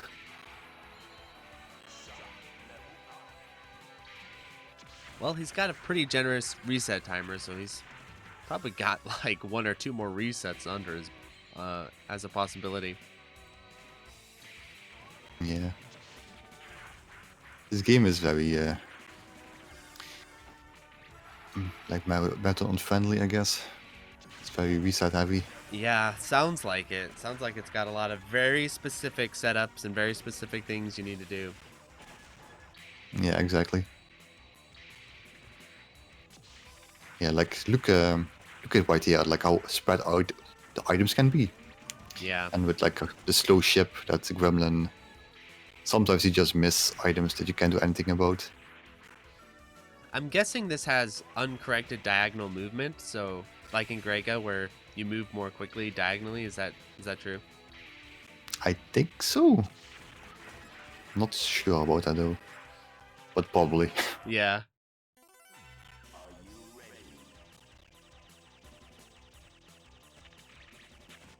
Got hit there.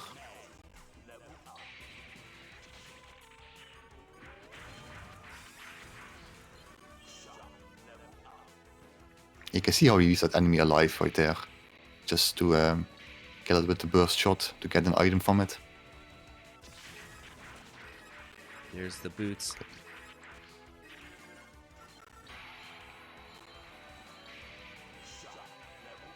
Yeah, and for people who've never played this game before, the little coins that he's collecting, those are power-ups that power up your shot. Yeah, exactly. I didn't know what they were the first time I played the game. I was like, what the hell is this? Yeah, and the books give you power up your options. There are actually some secret items that require you to be at max power for them to drop the item.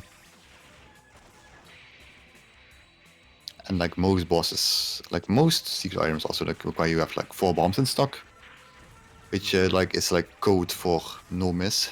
Right. Because if you die, then you go back to 3 bombs. You can't get the item anymore. So I guess if you're gonna die near a bomb. Yeah. So something about this stage is that you can actually like bomb the background, and they drop like level 8 items, but that's usually not really like optimal.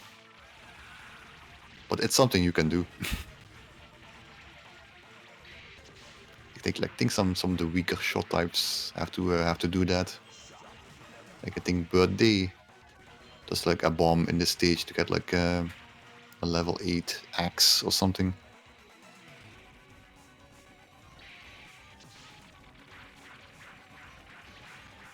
Yeah, the suicide. It's interesting. Yeah, I think he's suffering a little bit of reset syndrome here, where Ooh, that was bad, RNG. yeah, where Yeah, something to mention about the bosses in this game is that they're extremely random. They just do whatever the hell they just do whatever the hell they want to do, whatever the hell they like to do. They don't care about anything. They can just bleed attacks into each other. They don't care. So what's going on with the randomness? Is it just that he coded in like really crazy random codes, like random range 10 by 10, so that it could be 10 frames difference from attack or whatever. You know what I mean? Yeah, they can just, and the boss can just do whatever attack they want. There's like no real restrictions to that. Like some combinations of attacks can be like really brutal. Yeah, that It's the can come same. up. It's the same as in like any Rising game, really. Yeah, like in Grega, where if you get the final boss and it starts doing like double spread fire guns on you and stuff, it's like, oh my gosh. Yeah, it's stuff like that. Yeah.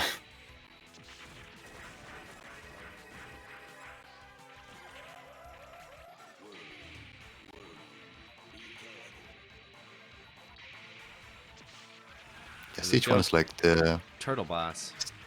stage one is like the stage you spend like the most amount of time in when you're like learning this game. Oh, really? Yeah, because you need to do it right. And it's pretty hard to optimize. How about later in the all- runs? all the item drops. So you know you got to do it right up until stage 4, basically. What about after stage 4? Yeah, after stage 4, things change a lot. Because instead of like collecting item sets, you just want to like collect level 8 items as much as possible, as well as items that are worth more. Like some items are worth more than others, like the wings and the swords have like a base value of 10k instead of like other items that are like 3k or something. Ah. And besides that, you also want to get like for all the secret items, so it's like secret items as well as like high level normal items at the level 8. It changes a lot, the dynamic of stage 4, 5, and 6 compared to the first 3 stages.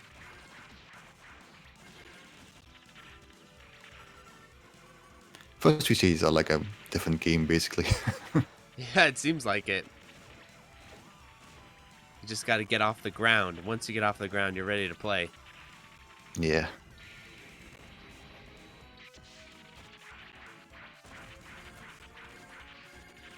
Yeah, like ZPS is saying, getting a high multiplier in stage 1 is really hard. You can kind of see that this stage, it kind of reminds me of the stage 4 or 5 in Grega, the cloud stage. You can kind of see the similarities Yeah.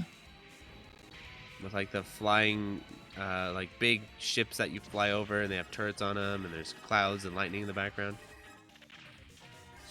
Yeah, it looks a lot like it.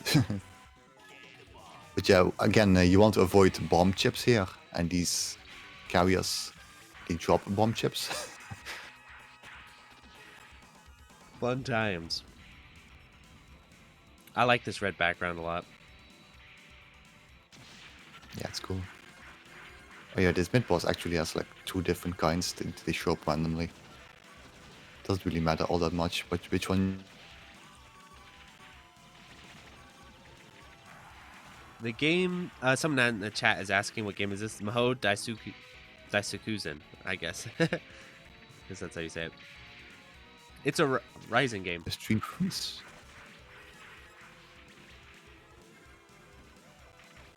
Whatever. There we go.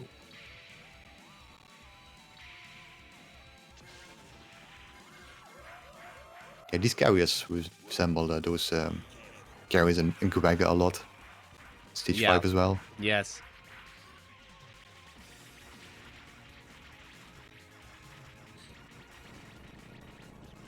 Stage 2 boss. Looking at your grocery list right here to see what you need to get. Needs a couple of helmets. You can get those from the wings here, so that should be good. So those question marks, do those indicate the missing items? Yeah, exactly. You Needs just to get gotta the level know what 5 those and are. level 8 helmet here.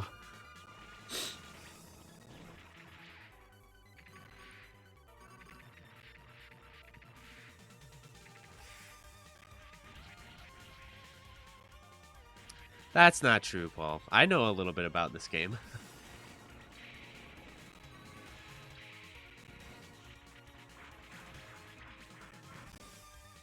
Yeah, the Western version is called Mahou. It's a slightly easier game compared to Mahou, Daisakusen, Read Mahou.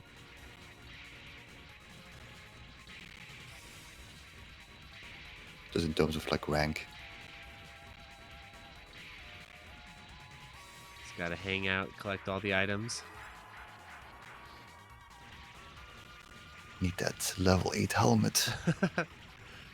Can you No. get such bad RNG that it just doesn't show up? Did that happen? Or will it always No, show up? all the enemy drops are fixed. Oh, okay. So that's fixed. That's interesting. Just need to know which enemy drops what. You got it. And secret item.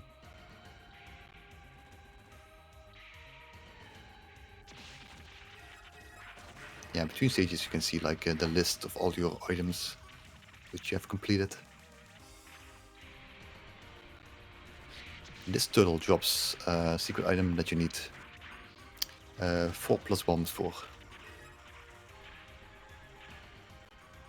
Also like a level 5 charge shot.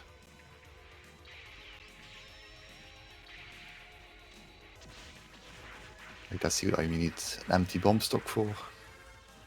So you need to manage that as well in stage 2. Yes. A lot of things to manage in this game. It certainly At the same sounds time. like it.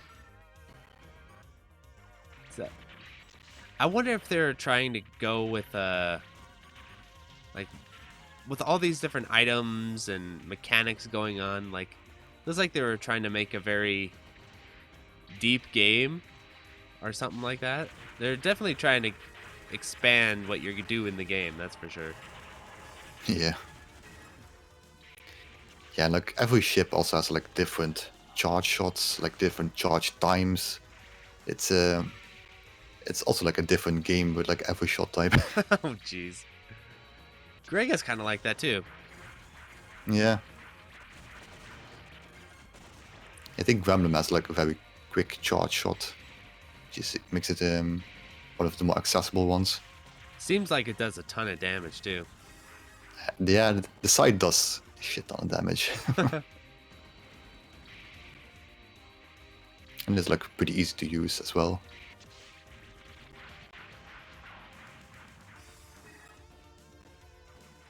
Is this ship in Batrider? I'm assuming it is, or no? No, I think Batrider came before this. Ah, okay. So I was about to say, I want to try this ship out in Batrider if that's the case. That would be cool.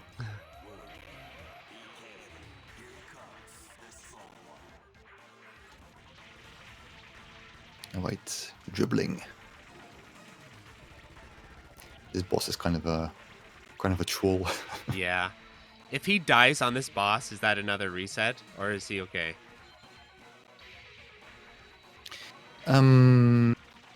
It's a reset is it? Because he loses the 4 bombs. Yes. And Right. he needs and then he 4+ needs bombs for he needs those for the mimics. Because they only drop if you have 4+ bombs. Like the mimic treasure chests. That's really interesting because it's pretty different than Grega in that you seem pretty discouraged from bombing in the game. You know, or in Grega it's all about using those bombs. Yeah, you can bomb a lot in this game, but it's usually have to be very mindful of the secret items. Right, yeah. Like in stage 5 you get like a shit ton of bombs, so it doesn't really matter there. But it's like in the first 3 stages, it's can't really bomb. No. Here come the treasure chests. Come The on. big Come on. puntos. We can't handle another reset. We've run out of things to talk about. There we go. Already at 30 million. So this is where he has to be really careful not to pick up a bomb fragment, right? Yeah. Yeah, you voice all of those right there.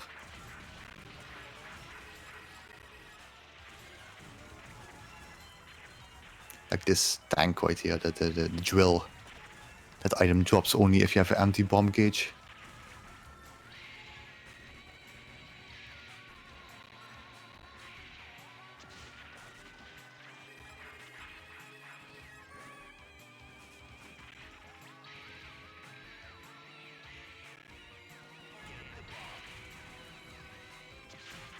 Yeah, those enemies drop rings, so he wants to like wait until they fire their the stingers.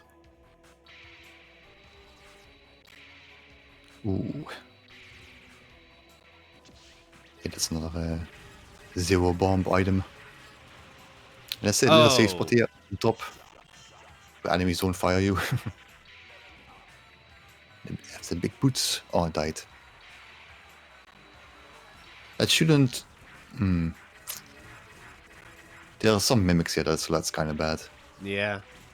There are 2 mimics here. Okay, that's not...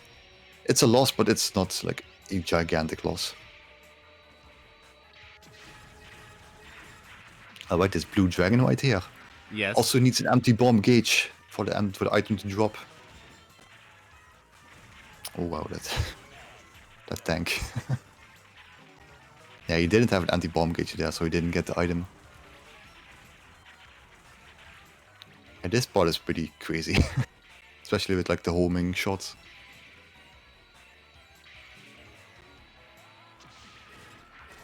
Yeah, I like how the bomb drops in this game, the bomb items. Sometimes a bomb item drops and it can just be on top of a bullet, and then you can't get the bomb. Oh, jeez. That can kind of happen with medals and stuff, too. Those were 2 big, 2 dragons. You also got the secret item from those. Because he had the anti-bomb gauge. Like, look at the score right now. Like, he entered the stage with like 10 million. Now he's at 50. You were saying earlier this is the most lucrative stage, right? Yeah, easily. Is this a 2-looper or a 1-looper? Normally it's 1 loop, but you can set it to 2 loop in the dip switches. Ah, interesting. Kind of like how Corega also did that, and Pink Sweets. Right, yeah. But people typically play it for score for 1 loop, I'm guessing? Yeah, 1 loop is default. Yeah. 2 loops is for crazy people. Because Sorcerer Striker is 2 loops, right? Like normally. Yeah. Yeah. So I was wondering if they continued this game is already this game is already crazy enough for 1 loop. Don't need another. Alright, this boss had a secret item on the back that he got.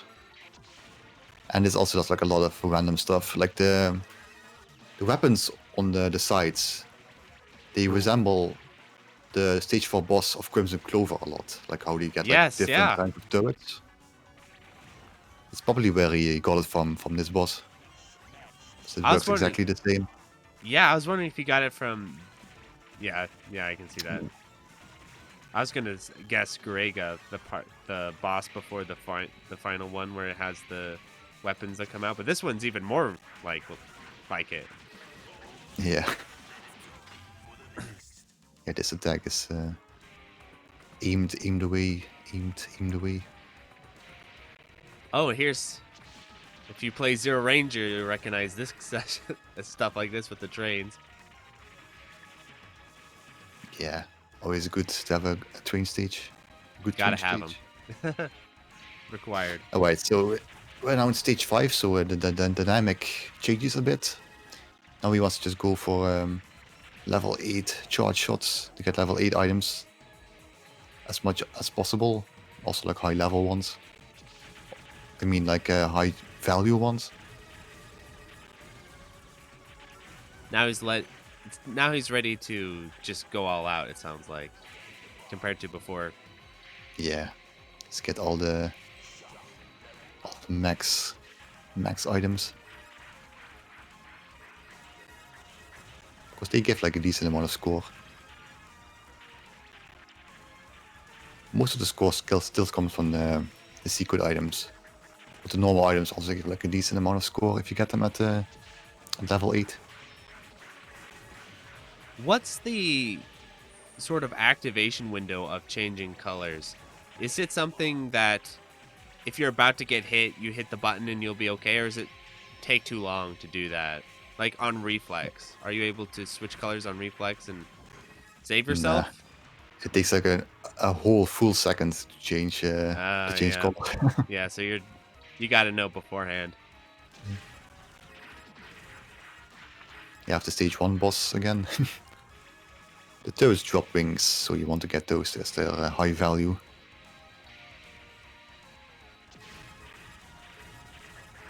Here you want to stay on the left side of the screen. Because those fighter planes, they shoot like very fast bullets. Yeah. But if you're on the left side of the screen, they can't fire at you. Oh, nice. And also, this stage drops a lot of big bomb chips. So you get a lot of bombs in the stage. Okay, he always has like, look at the behind him, he also has like 6-7 bombs in stock right now. Yeah, he's like max bombs right now. Is there any reward for collecting additional bombs once you're maxed out? No. Oh. Get like a tiny amount of score, but that's it. Yeah. So you want to use them. You don't want to stockpile them. No, you want to use them. As long as you stay like above 4. Right. For some secret items.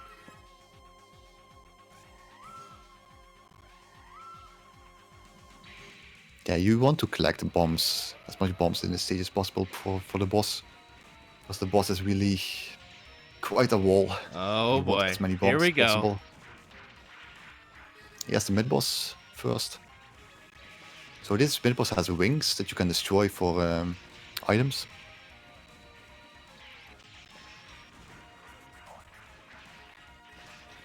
So you want to milk the wings a bit first to get all the items from it. And another thing I didn't actually mention yet is that you actually get twice the amount of score from enemies and bosses if you destroy them with their weak element. Right. So now he's swapped over to red. So at this blue mid boss, the back turrets, they fire an impossible to dodge pattern. So you need to bomb those to get rid of them. And then you can milk it. Ah. And yeah, so also destroying bosses with a bomb also gives you only a tenth of the score that they normally give you. So you don't want to do that. Ah. That's interesting. Do tick points... It doesn't look like tick points are as much of a thing. I'm looking. I'm not seeing any tick points coming out. Nah, it's already a thing. Oh, here he is. He is Infernon. So this boss is really special. Because it chooses its attacks. It chooses its attacks at random, right? Yes. And his attacks are either trivial or impossible. With nothing in between. With nothing in between. How lucky can you get? Like, could you get a whole fight where he basically puts up no problems at all? Yes. Yes. How often does that happen? It's like a 50-50. Oh, okay. Like you can either choose like a really like the impossible attack or the easy attack. So it's like a coin flip basically. At this point, I think we should be fine. No. ZPS is mentioning that the lack of tick points is what allows people to hand calculate their scores past the counter stop, which sounds like kind of a nightmare. Oh, right, yeah, these side. Oh, you killed it too early. That's bad. Yeah, those side towers give you secret items if you kill them with 4+ bombs in stock. Yeah, you miss like 3 items there, 3 secret items. So that loses like 3 to 4 million. But yeah, the final stage. Damn.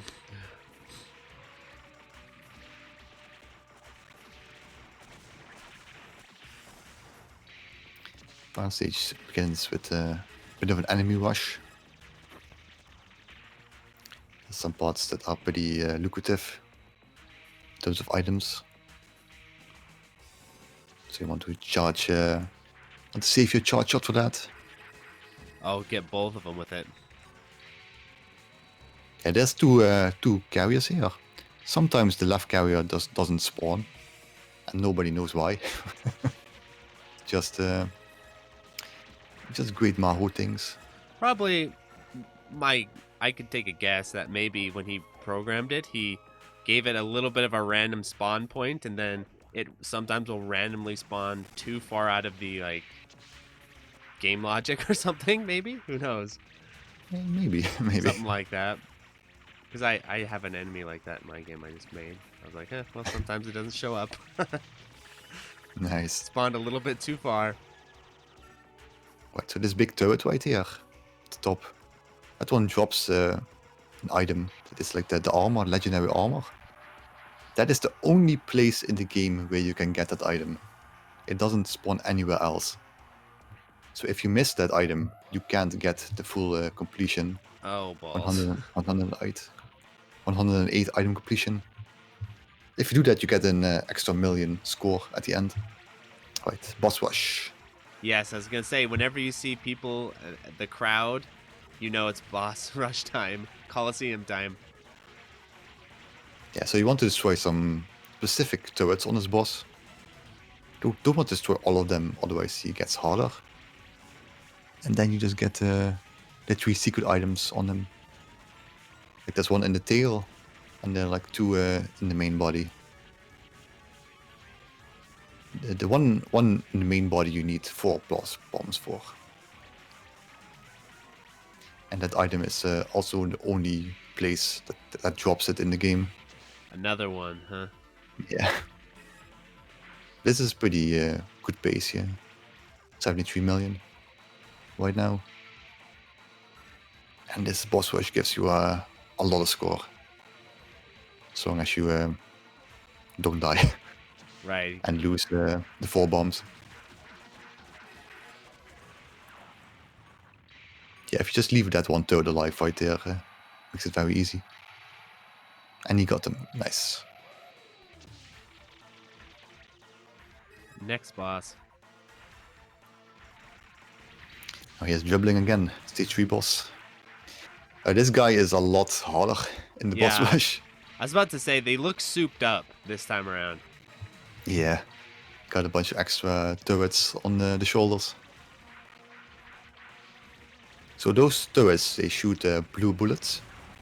So in general, you want to stay in blue for this fight in case you get hit by those turrets. Right. So you don't at least don't die. But yeah, this is like a very nasty boss. It can do all sorts of really random shit. Well, it must have been a blue bullet that hit him. Yeah, like right there. Like that is such awful RNG. If you like piles those attacks on top of each other.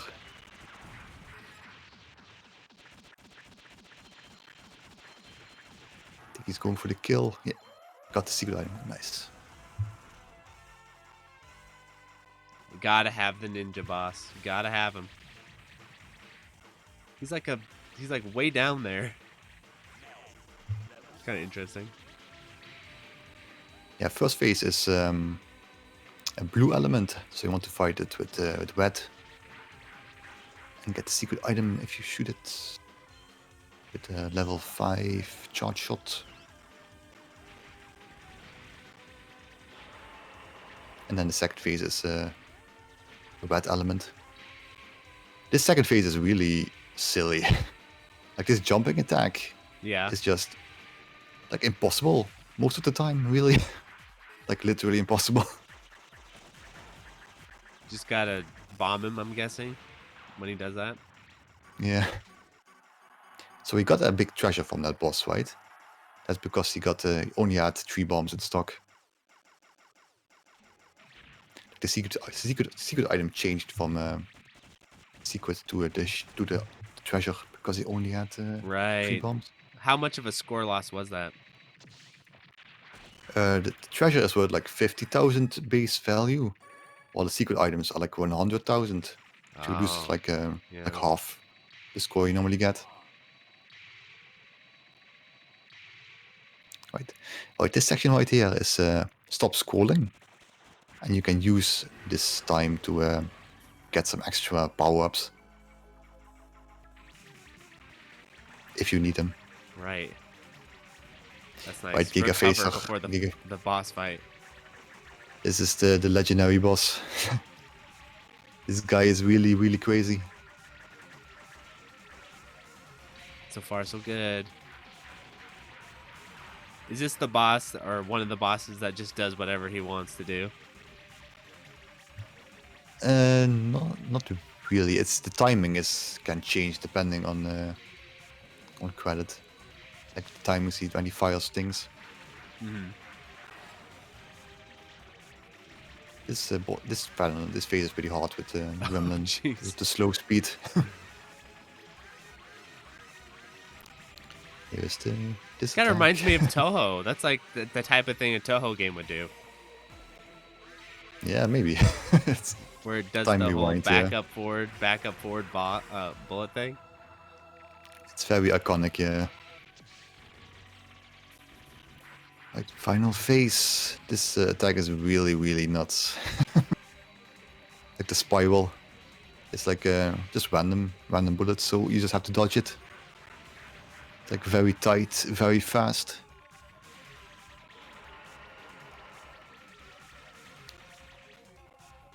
Right, these two hands. You don't want to destroy.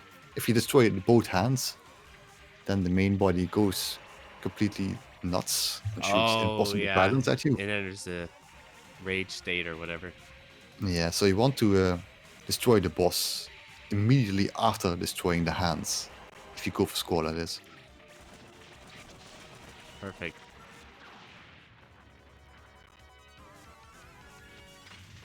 Ah, he missed it. So that bomb unfortunately destroyed the boss. The bomb. Before the hand. Yeah, which means he couldn't get the secret items from like the last hand and the main body. But I think he got all the items. 108 items, I think. Which is very good. Very, very good. What a cool game. Yeah, and something to mention as well is that the final phase, the main body, the item drop, secret item drop, you need an empty bomb gauge for that. Oh, okay. So you also need to manage that in the final stage.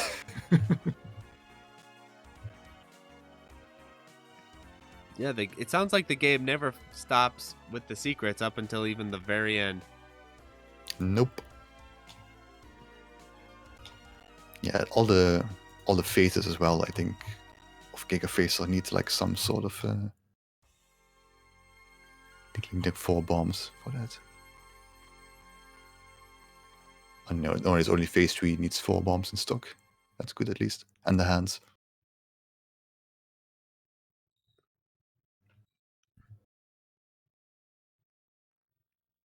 Right, let's see what the score is.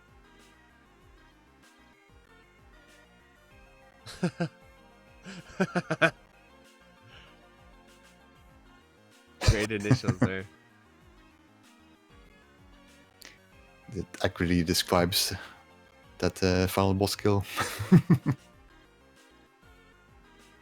He wasn't. He missed one item. Yet. 107 out of 108. And I'm guessing that results in a really big score bonus if you get them all. Or If no? you get them all, you get a 1 million bonus. Yes, yes. So it's not super huge, but it's significant. It makes or breaks like a counter stop. Still.